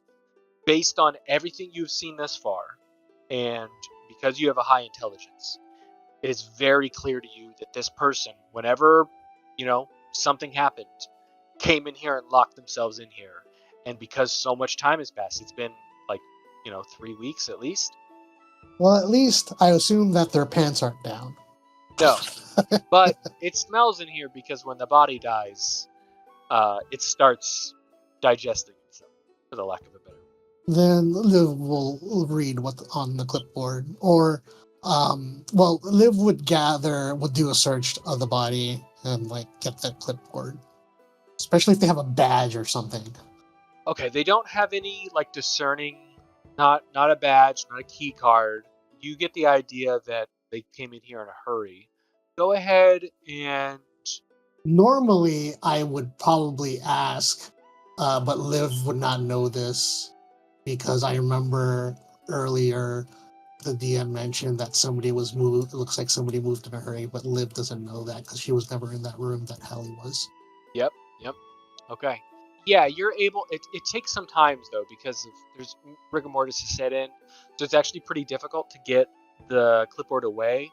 But there's no time constraints here. You're not acting under pressure, so it takes some time. It takes a couple minutes, but you're able to get the clipboard away. You see written in common, it says containment was breached. The guardians have gone haywire. Tell Margaret I love her. We must find Margaret. Changing objective. All right. If that's the case, then she'll take the rest of her time to walk back to the Western group and show them the clipboard. Show Hallie the clipboard, and explain that I have found a staff member. They were clutching this clipboard. Unfortunately, they have been terminated. wow, Billy, where are you running off to?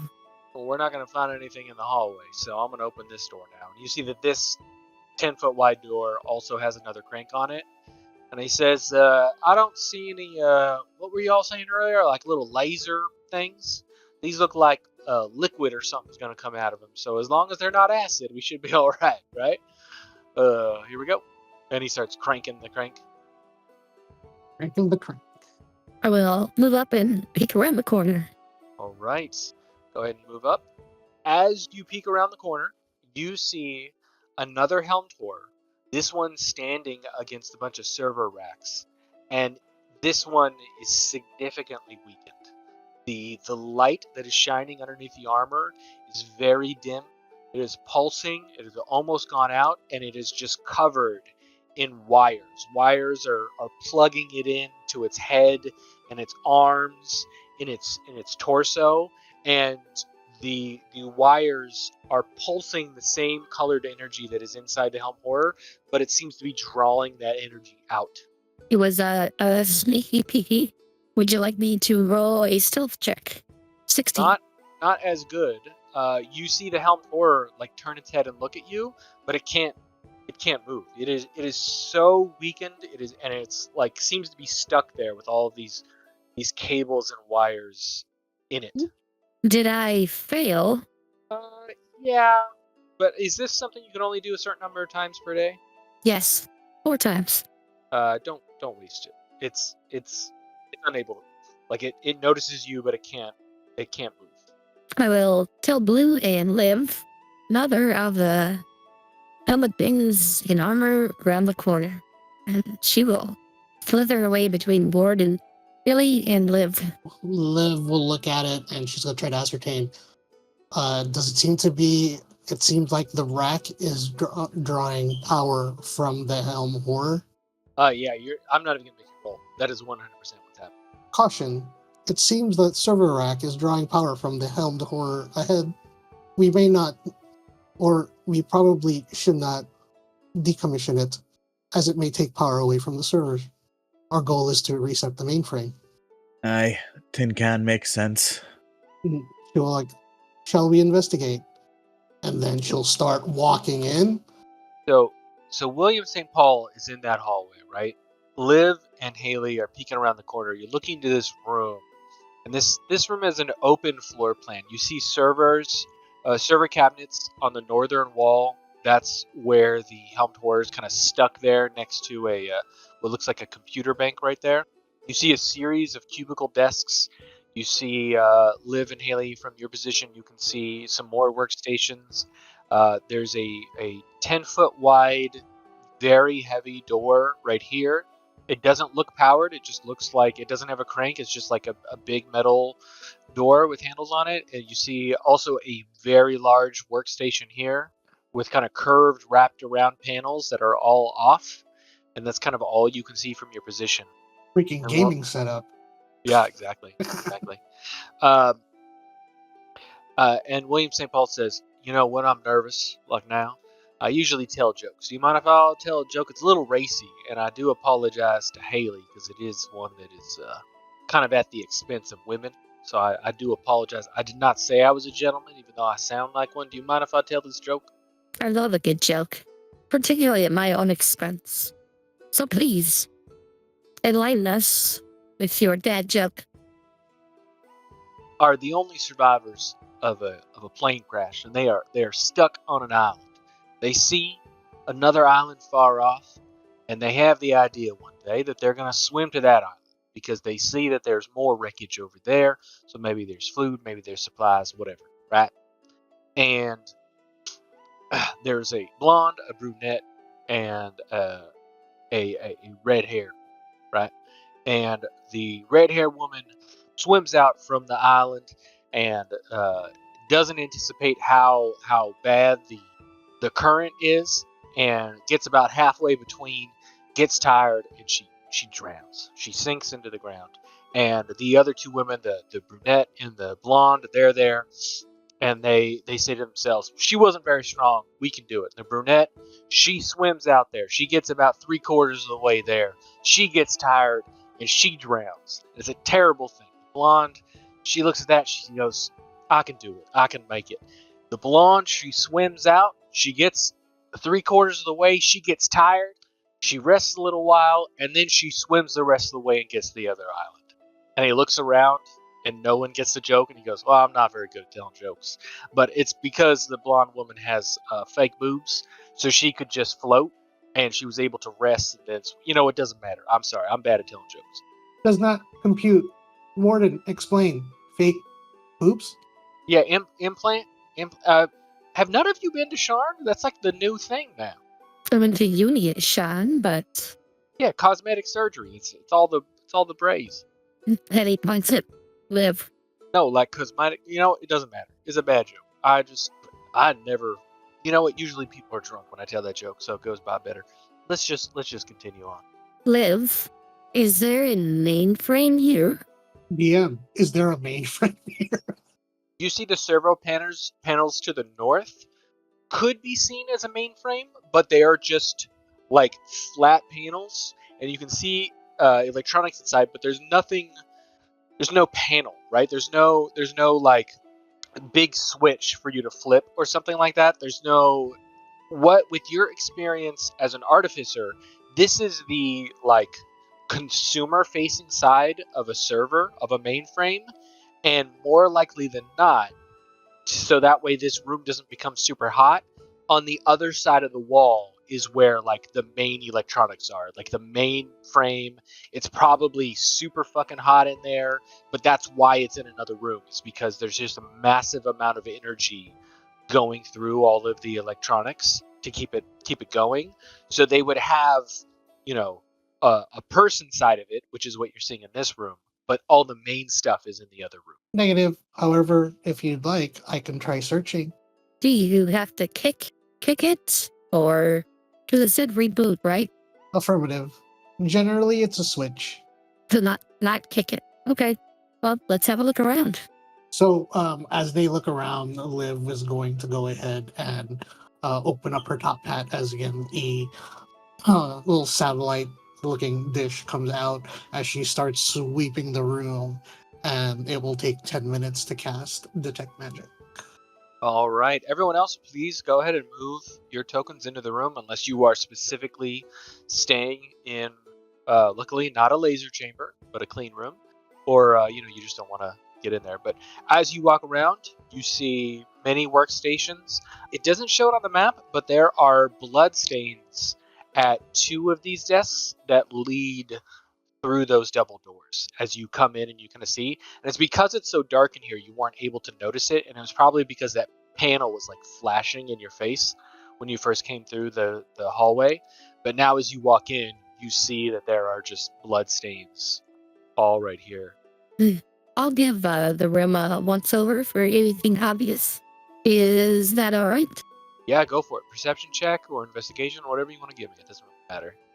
Usually They're perception. both the same. Yeah. So that is a 4 for a total of 9. If I fail I can roll a d6. Like a D6. 10. Not much better. Yeah. You just see a bunch of workstations. There's another set of server racks here to the southwest. You see a bunch of cables kind of hanging out of it. May have been where that other helmed horror was stationed before it kind of got itself removed. The helmed horror to the north that you're standing next to, Eisendrak, is just so weakened from all the cables drawing energy out of it that is just kind of like trying to grab at its sword, but its sword has fallen to the ground, and it's like reaching for you, Eisendrax, but it's just so weak that you're just like able to bat its arm away, basically ineffectually trying to reach anybody who gets close to it. But it is so drained that it's barely alive. And I put some red lines on the ground to show where the body was dragged. All right. Is there anything else you guys would like to check out or look for? Haley looked around, but she doesn't have to be the only one to roll for it. Did you say that you rolled Detect Magic, Liv? Yes. So the helmed horror. And wait, so let me explain the purpose. Oh, please, yes, go. Liv is trying to look for an energy signature to figure out where the power of the mainframe is. Oh, great. Okay, so this is the first time you've done that. So you notice that these server panels are all lit up. They're not as intense as you think they should be with your knowledge of these type of apparatuses. Which panels? I didn't see which panels. I didn't see your thing. The ones that are against the wall there, that Eltar's standing next to. There's energy being drawn out of the helmed horror into the cables, and then from the cables into the wall, into those server racks. There's also like a big 6-inch wide cable that's up on the ceiling, you notice for the first time, and it it came from that hallway that you came from. And if you look down into that hallway, you see it goes along the ceiling and down into the hallway. And you realize that that's probably where all of the energy and information, like internet cables, went to all the other workstations here in the facility. Because if you look into the hallway, it doesn't go into the door into the elevator, right? It doesn't go out of this facility, but it connects this server to the rest of the facility. Everything is hard linked. There's no like Wi-Fi here, right? It's all data, physical connections, and they all go into this server rack. There's even another line that runs this way. I'll draw it on the map for you. That goes. You see that white line I just put there? Goes from that server rack to the top down to the other servers in the bottom, and then those servers kind of connect to all the stations at the south end of the room. And you realize that like everything is hardwired here, and you're watching with those energy signatures. It's all being pulled to those servers, and then it seems like going through the wall, and you can't see past the wall, but you get the feeling that the energy is being pulled into the server. Diagnostic says the energy is coming from the north wall behind these servers, most likely behind those doors, and she points to the two double doors. The mainframe is behind there. Therefore, we most likely need to go past those doors. Is there any way to open those doors? Or you see there's just normal doorknobs on those doors. It is a big metal door. There's just metallic doorknobs. Yeah, Ward reaches out and tries to open the door. Looks like it opens. Does the blood trail continue? Yes, it does, into the darkness. And I'm going to put the party token in there so that way everyone can get a good look of what's inside that room. All right, go ahead and deselect your tokens, and you should be able to also see from the party token. In here is something even Liv and Haley, you've never seen anything like this before. There are huge, like almost batteries, just everywhere in this room. That's what these are. If your like energy reading signature detect magic is still going on, you see these just pulsing with energy, and they're all connected. And you see there's a middle cable in the center of the room, and it goes to where all of these electronic bays are in the center. And these are like, if you have your energy detecting up, these are like looking at the sun. There's so much power being located in these. And inside some of them, you see movement. There's like, you don't know if it's magic, if it's energy, if there's creatures inside of them, but some of them are moving a little bit as something inside is moving them. And there's cables crisscrossing the room. Ward, because you're the one looking in there first, please give me a perception check. With an 18, as you open the door and look through, you look up and you realize that this room, unlike the other rooms that you've been in have had like a 10-foot ceiling, basically. You look in here, and this one is 15 feet tall, the ceiling. And you look up, and you see that there are just cables hanging from the ceiling. And among those cables are the hanging forms of the employees who worked in this facility. As blood is dripping down onto the metal grates underneath and onto the electronics here, you see that cables are piercing the bodies of these corpses, and they are in different states of necrosis. And at that point, you see at the far end, there is another helmed horror that is kind of leaning and sitting down on the ground on this side. And for the first time since seeing these helmed horrors, you watch as it puts its hand up and tries to wave you out of the room. It doesn't say anything, but it's like motioning for you to leave the room. Get out, I'm busy. Ward leaves the room and tells everybody what he saw. Oh no, Why would we leave the room? Like, Ward didn't leave fast enough. Right then, mystery solved. Time to go. It's fine, guys. He's already near death. We're okay. All right, please roll initiative, everybody. Okay, is everybody ready to go? Looks like everyone's rolled. William St. Paul looks over at Ward and says, "What's wrong over there? What are you saying there? Oh, I found the employees. Are they okay?" They've probably been better. That's very funny. Okay. He's gonna move. He gets on top of the desk here, and he's gonna ready his gun.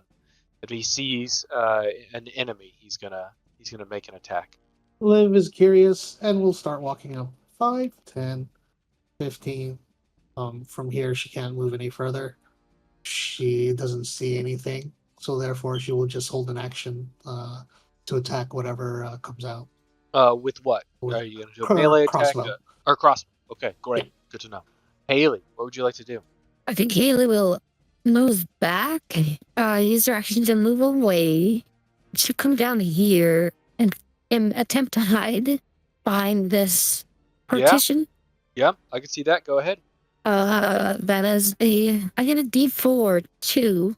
Yep. Well, what did it roll? Sleight of hand, I did stealth. Stealth's the I think same thing. The same bonus. Yep. I was looking at another D4. 28. Holy shit. So not only does Haley disappear from everyone's frame of motion, you all forget that Haley exists. Who's Haley? She'll draw back her weapon and hold an action for any creature that looks like they're going to be aggressive towards our party. Okay, and that would be one of your psionic blades? Yes. Great. Yep, you're good to go. Ward, what would you like to do? You saw the helmed horror like wave you out of the room, trying to warn you. Yep. So I'm no longer in that particular room, but I will sit here and raise my shield and technically take the dodge action, but just kind of hold behind my shield and hope for the best. Okay, so you raise your shield, which gives you a +2 to AC, and then you're able to take the reaction to shield. No, I'm just kidding. Oh yeah. All right. Okay, so something is about to happen. I'm gonna roll a D4. 1. Okay, so Ward, you're the first person who watches from the ceiling. A mass of cables just lets itself down from the ceiling and starts to move towards you. And I think, Haley, you'd be able to see this, right?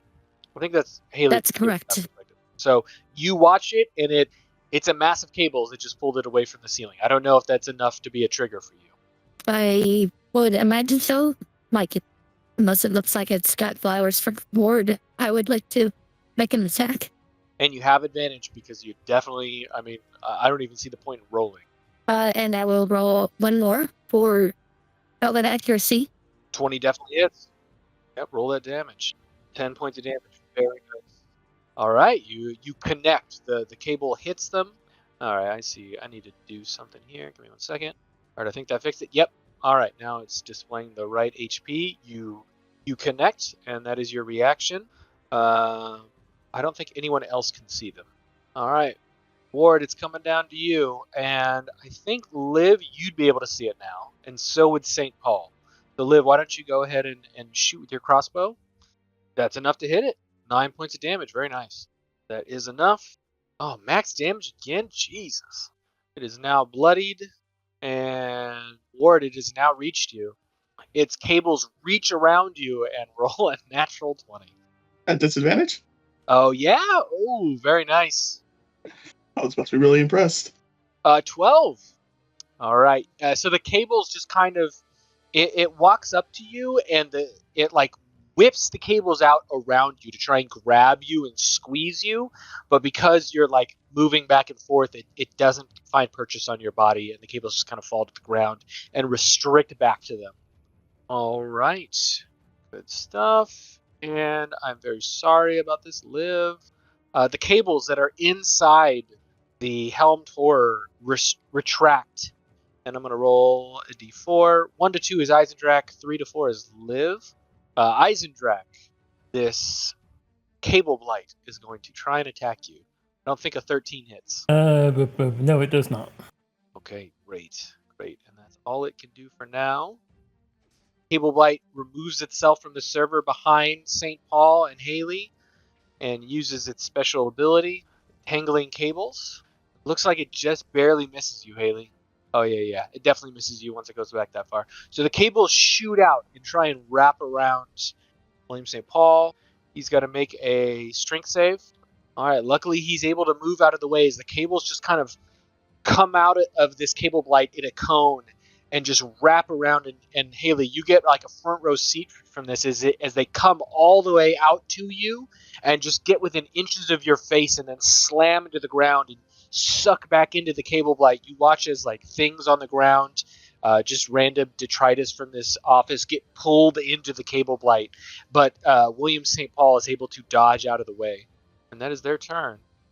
Ward, when you look past this cable blight, you see that in one of the containers is this pulsing blue energy bouncing back and forth on the inside of a containment field, and you watch as the lights on the outside of this container go from green to yellow to red, and you don't know if it's going to be now or 3 rounds from now, but something is breaking out of a container.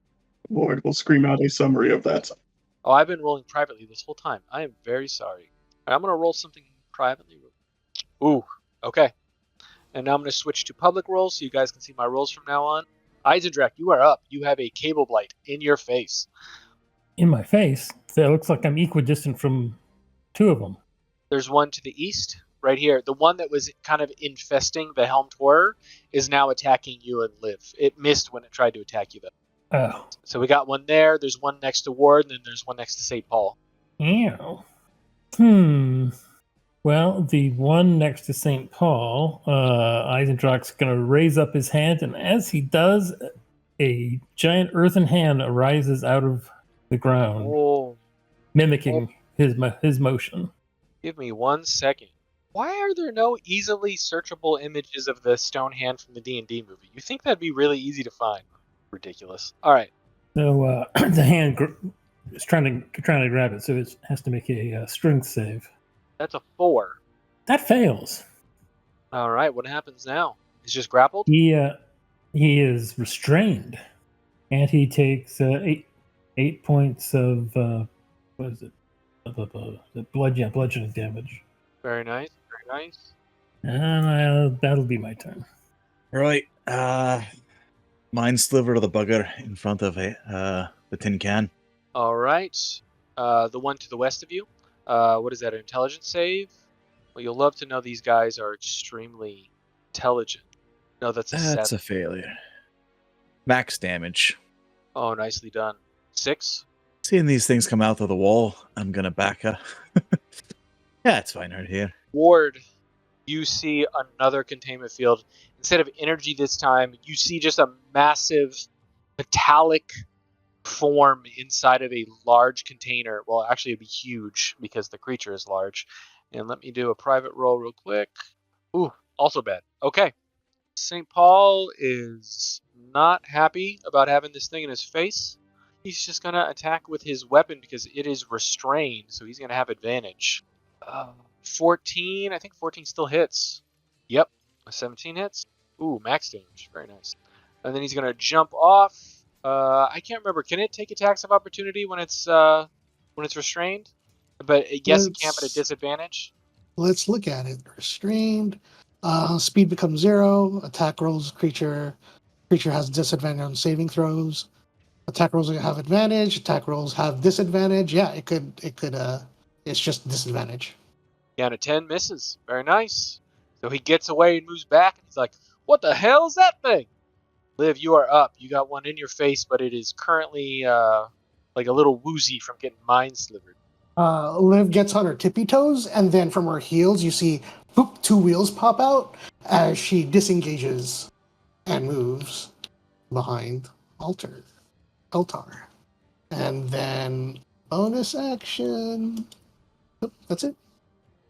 Haley, you are up. Okay. Ward's next. I think she's gonna take steady aim at the one next to Ward, and they can attack with her psychic blade. The one next to Ward? Oh, very nice. Yeah. Yes. Yep, for that elven accuracy. Good call. No. Yep. 25 for 20 damage. 20. Holy crap. And it is dead. Ward, you watch this psychic blade. Well, actually, please, Haley, describe your kill. I think Ward is very familiar with this, and you hear for the first time her speak up louder, say, "Ward, duck," and bluish color dagger flies from her hands and it goes right toward it. I think he turns around the camera. sees him and his eyes kind of glow a little bit orangish yellow, and they get a little lighter, and then it disappears. And behind him it flashes and then hits this creature. And then she would give him a wink. Okay, now come over here and block this guy from running at me. Thank you. Bye. I can't wait until Ward starts having Psychic Blades PTSD. Yeah, for real. Talking to me. Where'd you say come over here, Haley? Over here. Got it. Ward shall come over here, and as he does, he will stand in the way and then say do it again, because apparently that's how this works. And he's going to use a commander strike to get Haley to attack this one that he's now blocking from her. Ah, okay. I'm not hidden or have steady It's aim, so restrained. it's... Oh, I do have advantage. Well, hell, that's a 16. Let me roll one more. Yep, one more. Fish for that crit. 18 hits. Roll that damage. Ooh, 16. Ooh. Oh, it's only 9? Oh, right. It's 16. Yep. It is 16, yeah. It's near death. You throw it around Ward, and it's being held by Big B's hand, and the blade just kind of goes in between the fingers and almost kills the cable blade. All right. No. The one up here is just going to try and attack you, Eisendrach, because you're still there. Does this Bane only work on saving throws, or is it attack rolls too? It's whatever restrain does. No. The Bane from Mindsliver. Oh, it's just saving throws. Okay. All right. So it's just going to come up behind Eisendrach and try and attack you. Does a 19 hit? Not with a shield. Okay. So you use shield. All right. Mark off the spell slot. All right. And then the other one is unable. Well, let me roll a d6. Rolled a 6. Here we go. Ward, you are dodging. No. Let me get rid of that. All right. I need a. You should be good at this. This is a strength saving throw, DC 16. As a cone of cables come out to you, Haley, it's the same thing that happened before. Cables come out almost all the way to you, inches from your face, and hit the ground. And they wrap around Ward to try and pull him in, but Ward is just too fucking strong. And the cables just kind of whip around you and your shield and suck back into it, but it's unable to do anything as it's being held by Big B's hand. We are told that consent must be gathered. Yay! All right. And then there's one still that was badly injured from you, Ward. Nope, that one got killed, right? That one Haley killed, yep. I guess I didn't mark it. It is now dead. All right. And those are the only 2 cable blights that are left. As something breaches containment. Ooh, that looks big. Here we go. So it gets into the doorway, and it sees Ward and St. Paul lined up, and it uses spell mimicry to cast Lightning Bolt in a 100-foot line, 5 feet wide. Ward and St. Paul need to make a DC 16 dexterity saving throw. All right. Ward, do you have inspiration? You may use it if you wish. No, thank you. Okay. 25 points of lightning damage. That's bad. You know what might have helped there? Inspiration. Over my dead body. Very likely at this point. All right, St. Paul made it, so he takes half damage. So he took 12. And because he did the spell mimicry, he's not able to use his multi-attack, and that is its turn. Eisendrach, you are up. You can give me a free Arcana check if you want to figure out what this thing is that just showed up. Hell yeah. With a 19, you know that this is a living lightning bolt from Seer. Well, what used to be called Seer is now called the Mournland. And this is what was once a spell that has been given magical sentience and is now a creature. And it just broke containment. Well, damn. If he's from Syria, does that make him a Syrian refugee? He's not a refugee. He's too angry for that. I guess, what would it be called if you were forcibly removed from your country? Kidnapped? Repatriated? I guess deported, right? I don't know. But he's not sapient. So A big angry lightning bolt. As opposed to all those friendly lightning bolts. Yeah. This one has multi-attack, so it does strike twice. It's your turn. Ha, ha, ha, ha. Mama. I am gonna disengage and run over here. No bonus action? No, I don't have any bonus actions. Okay, Eltar, it's your turn. Let's keep with the Mind Sliver on that one. On the one that's against the wall right there? All right, another intelligence saving throw. Again, incredibly smart. That's a 1. Another 3 points of damage, chipping away. And I will move. You're trying to find a place where you could stand out in the line with somebody. Yep. There you go. It's glowing with electrical energy.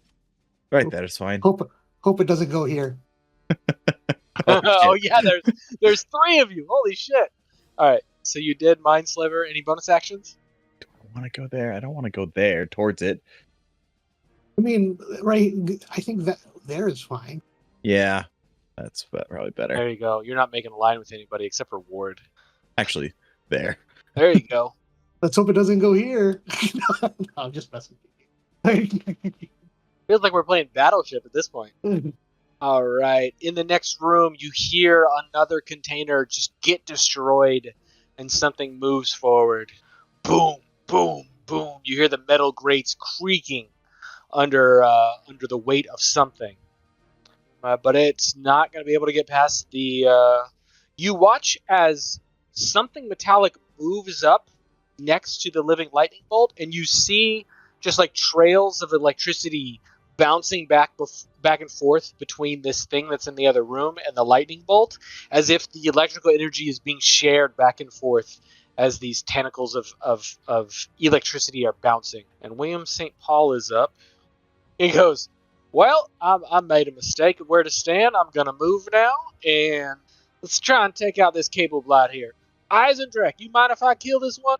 Be my guest. Pulls out his gun, and it seems like a dire situation, so he's going to make a bunch of attacks. Oh, that should have been at advantage. Yeah, natural 19 will do it. And that kills the cable blight in the hands of Bigby's hand. That one's down. And then he's going to shoot at the one to the north. That one he's not going to have advantage on. But a 14 will still hit. They have a very low AC. 9 points of damage. He's going to action surge. Oh, that's dumb. Yeah, all right, so he action surges. He's going to give up one of his attacks, and he points at you, Haley. He says, kill that cable blight. And you're able to make an attack with Commander Strike at this one here. Yep, let's see. Actions. Psychic Blade. 24. 24 will definitely hit. Roll to attack. 9 points of damage. Very nice. And then he's going to use his last attack to shoot at it again for another 11. All right, this thing is almost dead. And he's going to move back one more time. And that is his turn. Liv, you are up. Liv will take out her crossbow and will attack the last cable blight. Roll to hit. Where is it? Again, the crossbow opens up a little compartment to reload itself. Nice. Oh, 17 definitely hits. For 12, ooh, describe your kill. Once it pierces the cable blight, kind of like all the cables kind of like separate, and it kind of like just falls to the ground as a mess of cables. Sick. Yep. All right, Haley, you are up. You see a massive living lightning bolt, and next to it around the corner, a big metallic creature, both of them large size. What would you like to do? I'm gonna eat feet. Movement, bonus action. Probably not there. So I think she would move here. I have 10 more feet. She would probably come up here to the top. So like she saw the lightning bolt shoot through the other 2 guys. She would probably move up here and hold her action to make an attack as if the golem or lightning bolt steps through the doors. I think it's always an option. There are 2 bad guys in there. Doesn't seem great. Are we fighting or are we running? Liv will do whatever Eltar does. Well, I ain't staying behind if anybody else is staying. Do we gain any? Does anyone gain anything from a short rest here? I get my action surge back, and I get my superiority. Yeah, actually, I gain quite a bit from a short rest. I don't get anything. Yeah, I don't think I get anything either. I mean, I'll be able to roll for hit points, which would be nice. It looks like only myself and St. Paul have been hurt so far. Oh, sorry, I healed back up. So just healing and action surge. Redcon my held action to if they get into a melee range with companion, and then instead of doing that, use the action or reaction to use dash. Exit. I mean, if we're planning to run, So the reason I'm asking is I have rope trick. yeah, I mean, like I said, I would get 3 more canyon strikes. I would have a total of 4 if I got a rest, as opposed to just 1 more or commander strike. Or is there a way we could prevent that from coming in the room? Prevent it? I don't know. It's made of lightning. Or if we could somehow, because it looks like the lightning golem can't go past it. Let's do this. Ward, it is your turn. Did we decide? I mean, theoretically, you could prevent it from going into the room just by standing here. In theory, yeah, but if we're running, then that's not exactly the best move for Ward. It was what Ward was going to do. All right, nobody's speaking up. So Ward's gonna run up, and that's not great. And he is going to take the dodge action again because this is bad. Until you guys figure out what the heck is going on behind me. And I guess I will second wind as well as bonus action. That's great. 4 hit points back. And that ends my turn. Big B's hand is large, right? Earth and grasp? It's medium. Oh, it's Earth and Grasp. It's not Big B's hand. That is correct. And there's no, according to Jeremy Crawford, there is no size limit on what it can restrain. Oh, that's awesome. Very cool. Okay. Well, Ward, I got to tell you, I got good news and bad news for you. You ready? Which one would you like? Actually, why don't you tell me which one you want first? Good news or bad news? I want only bad news. Bad news is the living lightning bolt just swims through the air right past you. And you may take an attack of opportunity as it does so because it has the amorphous feature, which allows it to move through a space as narrow as 1 inch. That's what I figured. Can I take my attack as it goes through, Ward? Oh, yeah. It would show up here for you. So, yes, you may, please. Unfortunately, that does not hit. I am very sorry. And then Ward also misses. Haley, do you have any inspiration? Do you want to re-roll that, or do you want to save your inspiration? I used it earlier for dirty 20. Okay. All right, it gets right there, and then I get to roll a d6. It does not get its lightning bolt back. So is it going to come back and attack me? Yeah, actually it is. All right, its magical strikes have a 10-foot range. Oh my god, I've got to adjust this damage. Give me 1 second. What do you guys think is fair for how much damage it does? 8. I mean, it kind of depends on the... Attack number 1 is a 20 to hit. Does that hit? Are you dodging? Yes, but it still doesn't hit. Okay. And a 15 also misses. Very nice. I Oh, reduced. wait, I lied. A 20 does hit. A 20 does hit? Yeah. So can you roll Yeah, I'll just roll. one more die for it? Yeah. Yeah. It looks like it'll hit. Yeah, that'll hit. All right. But wait, wasn't he dodging, so it's at disadvantage? Yeah, but I rolled a 20 and then I rolled a 13 and then a 17. Yeah, so 20 and 24. Like it's silvery barbs. Silvery barbs? Ooh, so I got to roll one more time? Natural 1. Eltar, take another inspiration. If you already have one, you get a second one. Are you giving the advantage to? Yeah, who are you giving the advantage to? Probably. I said I'll take it. I'll give it to All Haley. right. Haley has advantage on her next attack roll. Yeah, that actually makes a lot of sense. Yep, give it to the rogue. All right, Eisendrak, you are up. This living lightning bolt just swam through what looked like a very small area to get past Ward. Both Ward and Haley missed it as it flew through. And then it made you saw 2 whips of electricity whip out at Ward and both of them missed. One of them looked like they hit until there was a strange twist of fate. You heard Eltar to the south whisper a word of magic, and then it all of a sudden missed Ward. What would you like to do? Run away. Yeah? But I think I'm going to try to make it run away. So I will do Dissonant Whispers. Ooh. And what does this do if it works? It takes some damage, and it has to move. It has to use its discretion to move as far as it can away. Might I offer a suggestion? You want to hold that? Sure. Until you've cast mind whatever. Sliver. Oh. If I had any sorcery points, I'd do it myself. I only have one. I need two. It's okay. Cool. We both have Mind Sliver. Sick. Okay, so you're holding Dissonant Whispers until Eltar's turn, which is next anyway. Yep, that's why I suggested it. All right. Very nice. And you don't have any bonus actions. So there you go. I'm going to take off shield. All right. I will cast Mind Sliver. All right. Intelligence save. You got to know this thing about... Oh, see? Next time, don't target it. Because then I'm not rolling. It had advantage, and it saved, so it doesn't take any damage.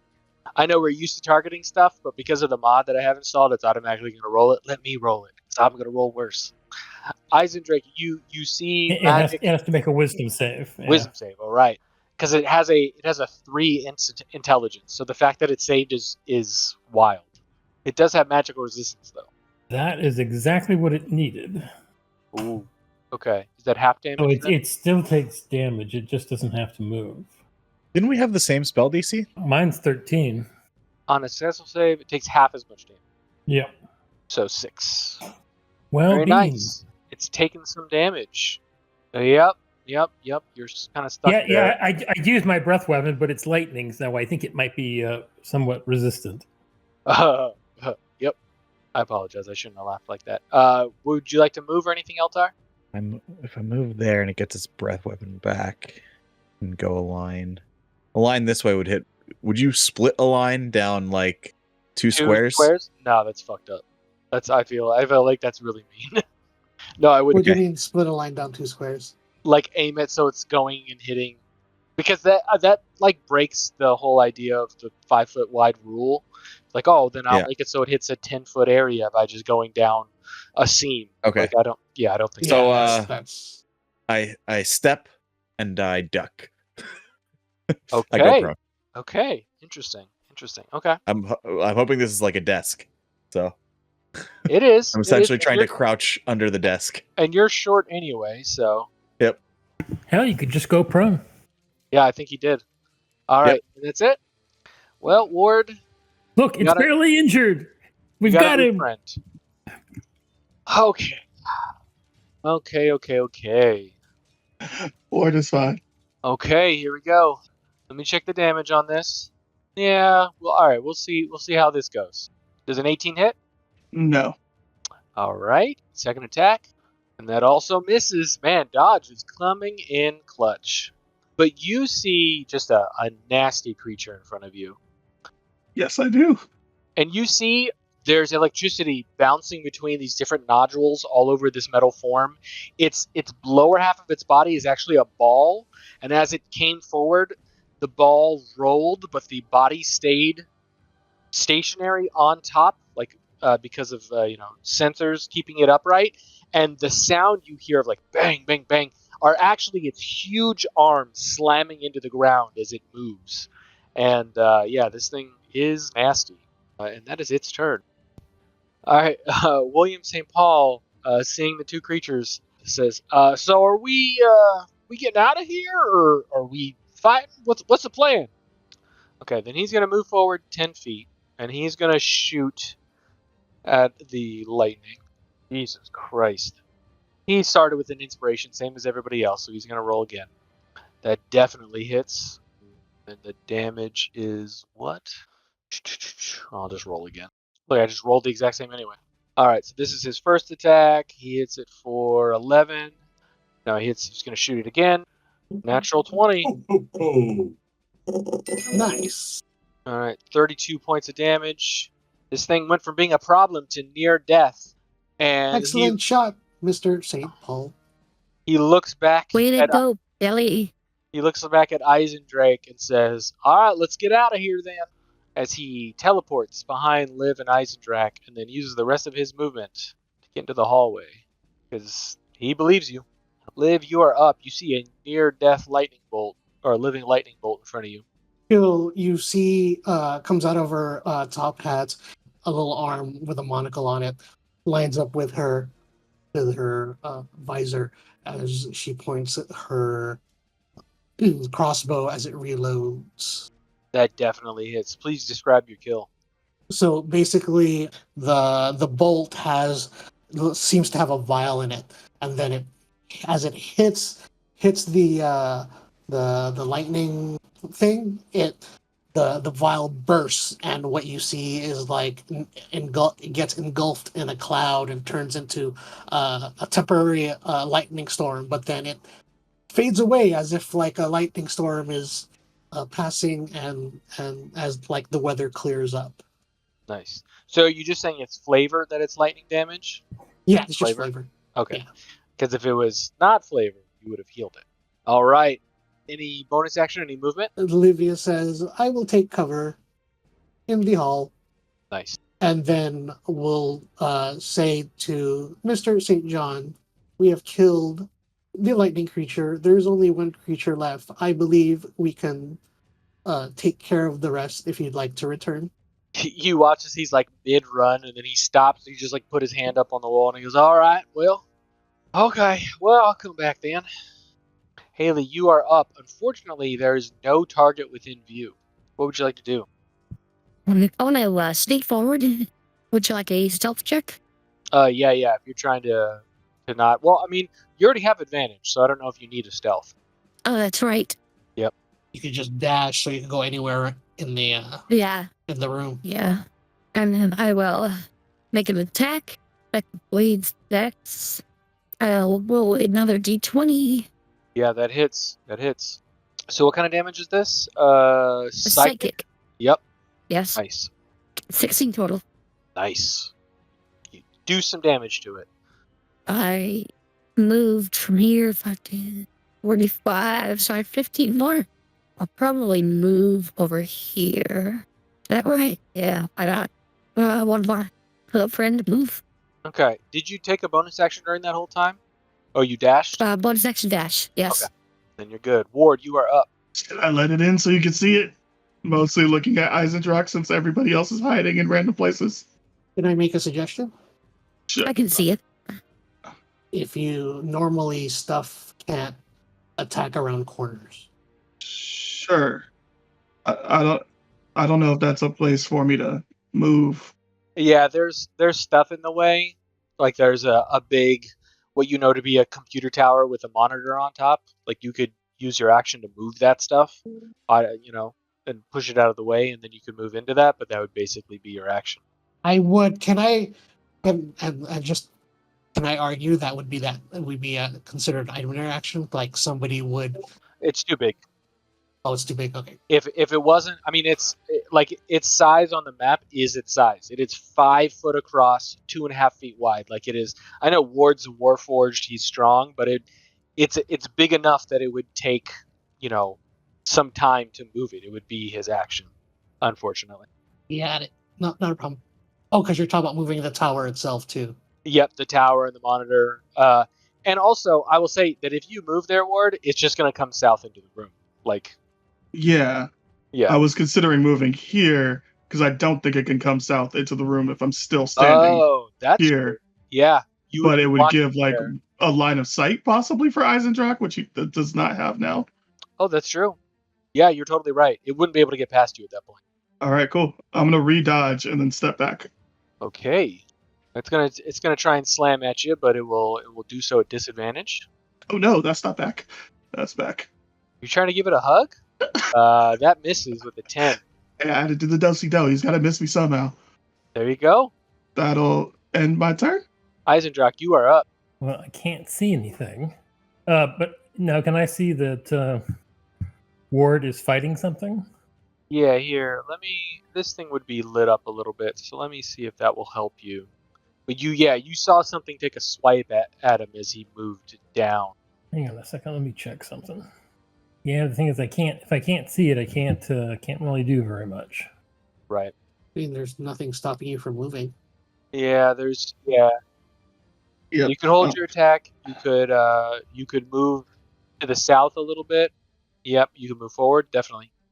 Okay, now that I can see it, my action, I will move the hand, and it will attempt to grapple or restrain that creature. So is it like a athletics versus athletics thing? That kind of deal? It is a strength save. Yeah, strength saving throw. Yeah, please link it into the chat so I can see it. Oh, I take it back. Apparently, I can only move it or cause it to reach. It doesn't look like I can do both, but I do move it.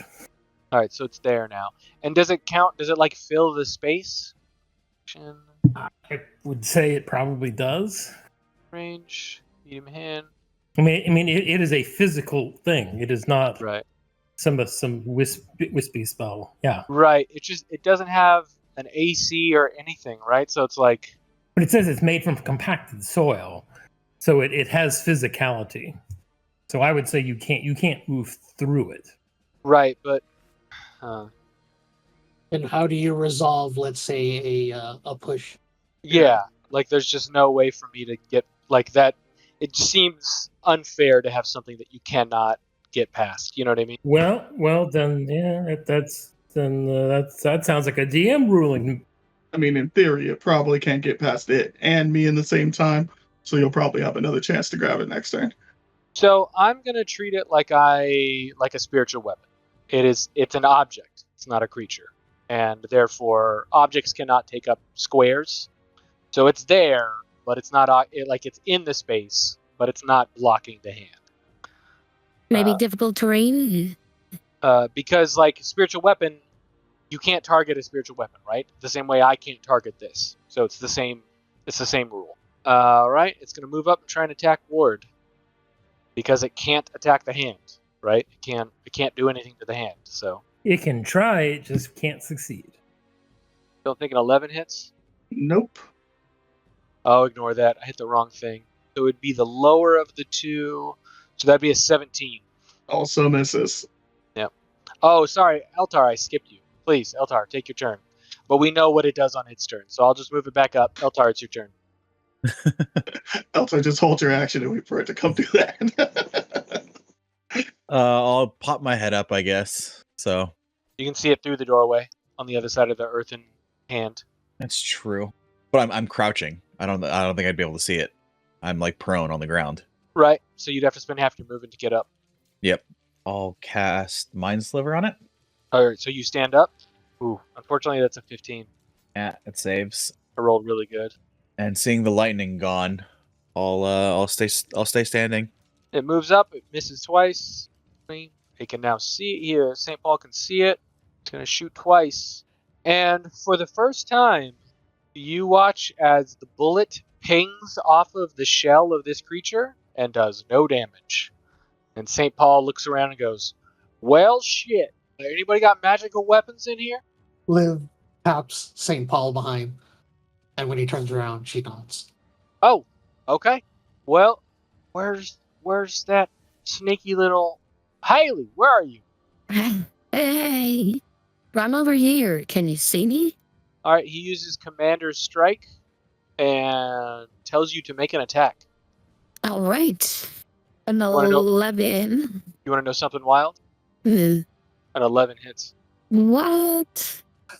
17. 12 plus. What's that? No, 7. it's 12. 12. I was rolling second wind for him. Roger that. 12. All right, he uses second wind with his bonus action, and you do 12 points of damage. Because it's psychic and they're magical, the damage goes through. Liv, you are up.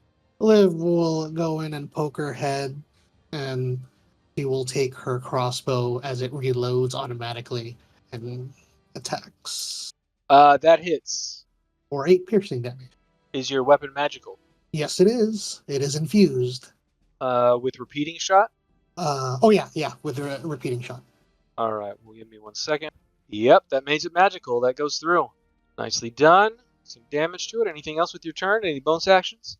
Nope. Haley, you are up. I would like to steady aim. Nice. You have advantage. Please roll to attack. 21 definitely hits. 21. Let me roll another one. Yep. See if you get that crit. Nope. No.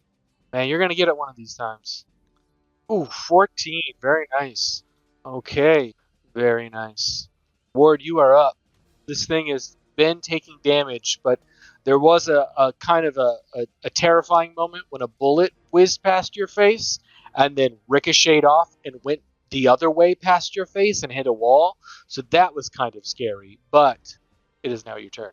Yep, I'm gonna pretend that like that's the reason why I'm not swinging at it and just hiding behind my shield, and just rinse and repeat. All right, we're dodging again. Yep. Okay, now the hand's gonna try to restrain the creature. All right, so it's a strength saving throw. Yes, it is. So this is a magical effect, right? It's so weird how this like works out. I don't think it's trying to grab. I don't think that would be a magical effect. I mean, yeah. The thing was created by magic, but it's physically trying to grab the thing. Also, we need to mark you. You are concentrating on this. Is the wording magical effects or is it spells and magical effects? That's a great question. The golem has advantage on saving throws against spells and other magical effects. I've been arguing that with my satyr, so that's the only reason why I ask. Yeah. I'm going to say because this is a physical thing, we'll say yes this time, but Now this will also burn your brain. If it fails, it takes bludgeoning damage, but it doesn't. Is it magical bludgeoning damage because it's from a spell, or is it just bludgeoning damage? so I'm going to say if it's a physical creature, then it's not magical damage. If you were to argue it's a magical effect, I would read it that way too. Yes. so if it went one way, then I'd have advantage on the saving throw, but then take magical damage, or I wouldn't have advantage on the saving throw, and then it takes no physical damage. But it is restrained, so there's still an argument to do it, right? Because it would become restrained. So, unfortunately, though, it rolled a 21, and... Silvery barbs. Oh yeah. Oh! Yeah. You're concentrating, though. Doesn't matter. It's a Yeah. reaction. Doesn't matter? Okay. It's a reaction, yeah. All right, so I just got to roll again. And I'm burning my last spell slot, and I'm having to upcast it. So It fails. Hey, who's the advantage go to? It is restrained. The damage... what the heck? I'll give Ward the advantage. You'll have me dodge at advantage? All right, let's go.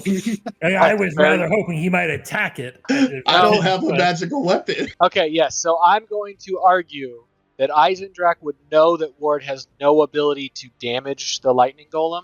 So you'd be better off giving it to Haley behind you because her psionic blades are actually doing damage. Keep it for yourself. Okay, I'll give it to Haley. Yeah. Hey. Okay. But it is restrained now, so that means you're going to have advantage against it anyway.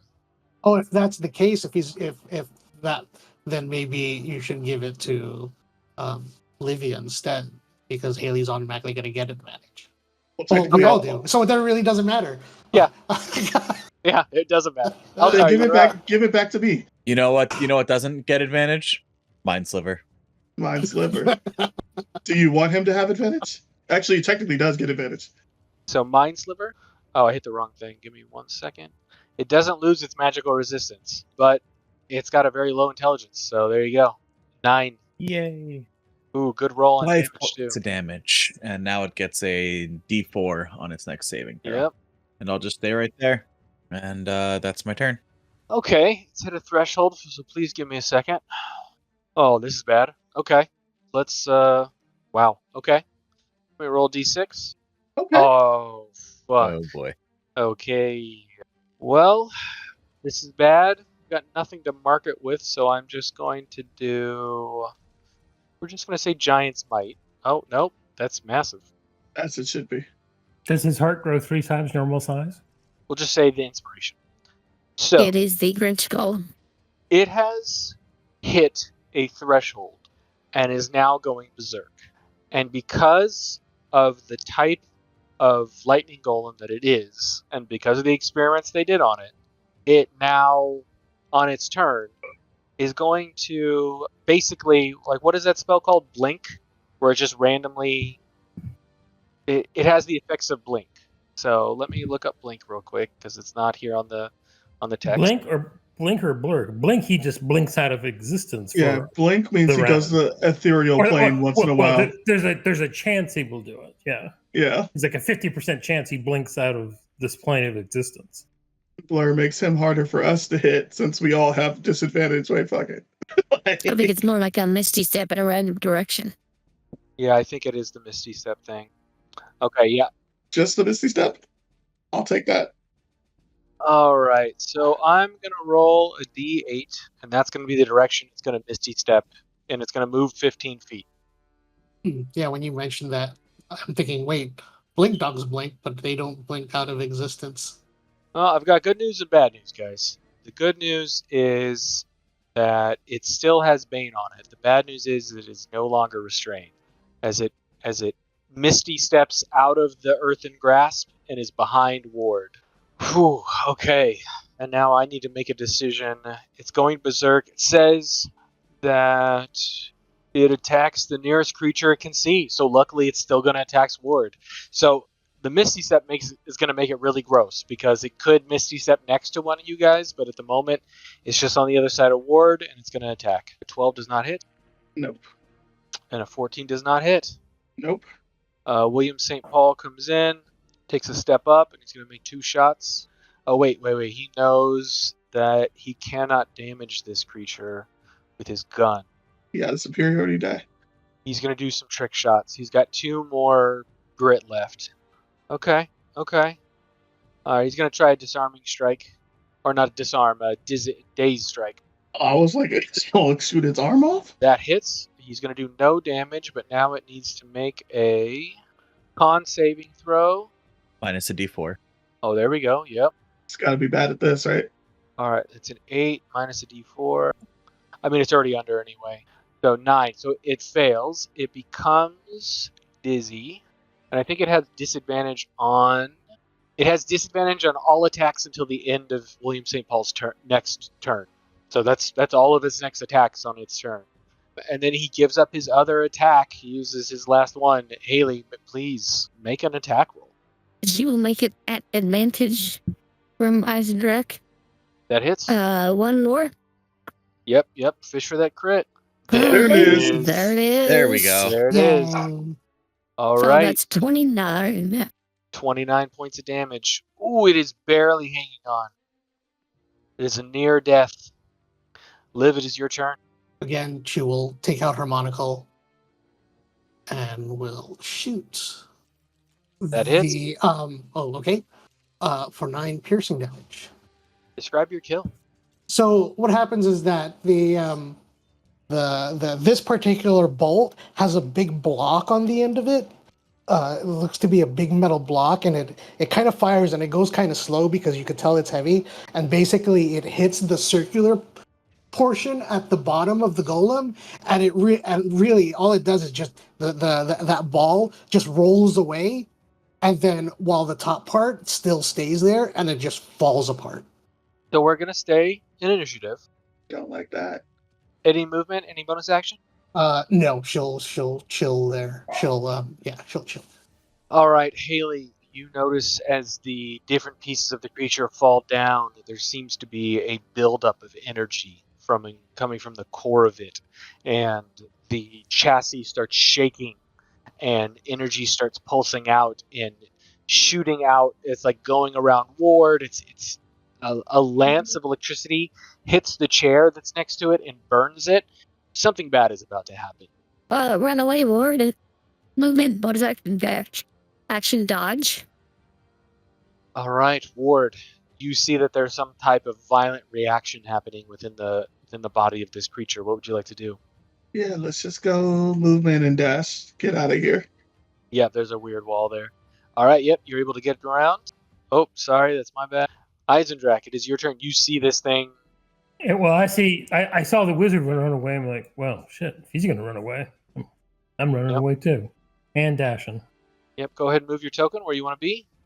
I imagine you're in the hall with everybody else.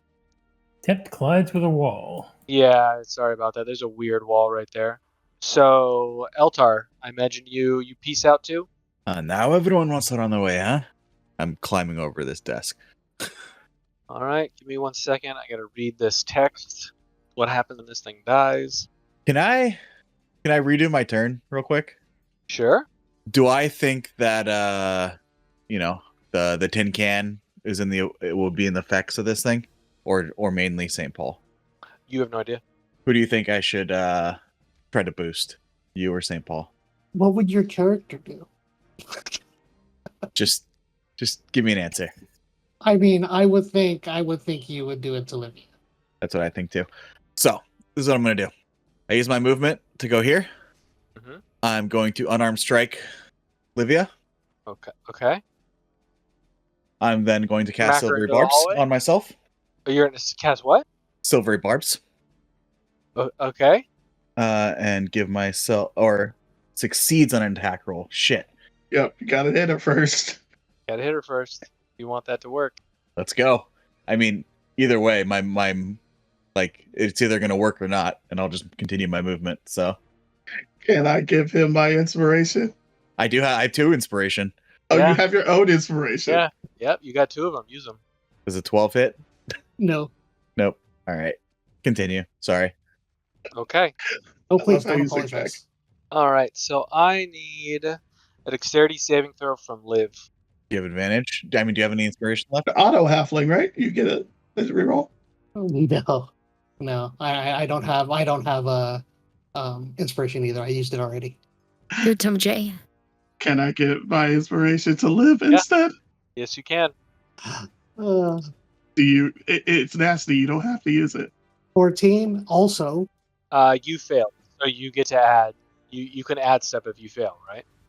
Before I know, so I have to do this before I know Okay. You the said you whatchamacallit. sounded like you were gonna do it anyway. Yeah, go for it. Yeah, so you see out of her top hat, an umbrella comes out and then goes forward, and then she will add a D4 for building success. You just make it. So you both save. So you both take 23 points of electricity damage as just all of these pulsing arms shoot out in every direction and just fry this room. So now, when you guys see her, she kind of looks like R2-D2 after getting hit by the blaster in Return of the Jedi. Oh man. Oh, that would have hurt you. That would have killed you if you had made that save. All right. Who gave inspiration? Was it Jay? Jay, you get another inspiration for being so giving. Oh, goody.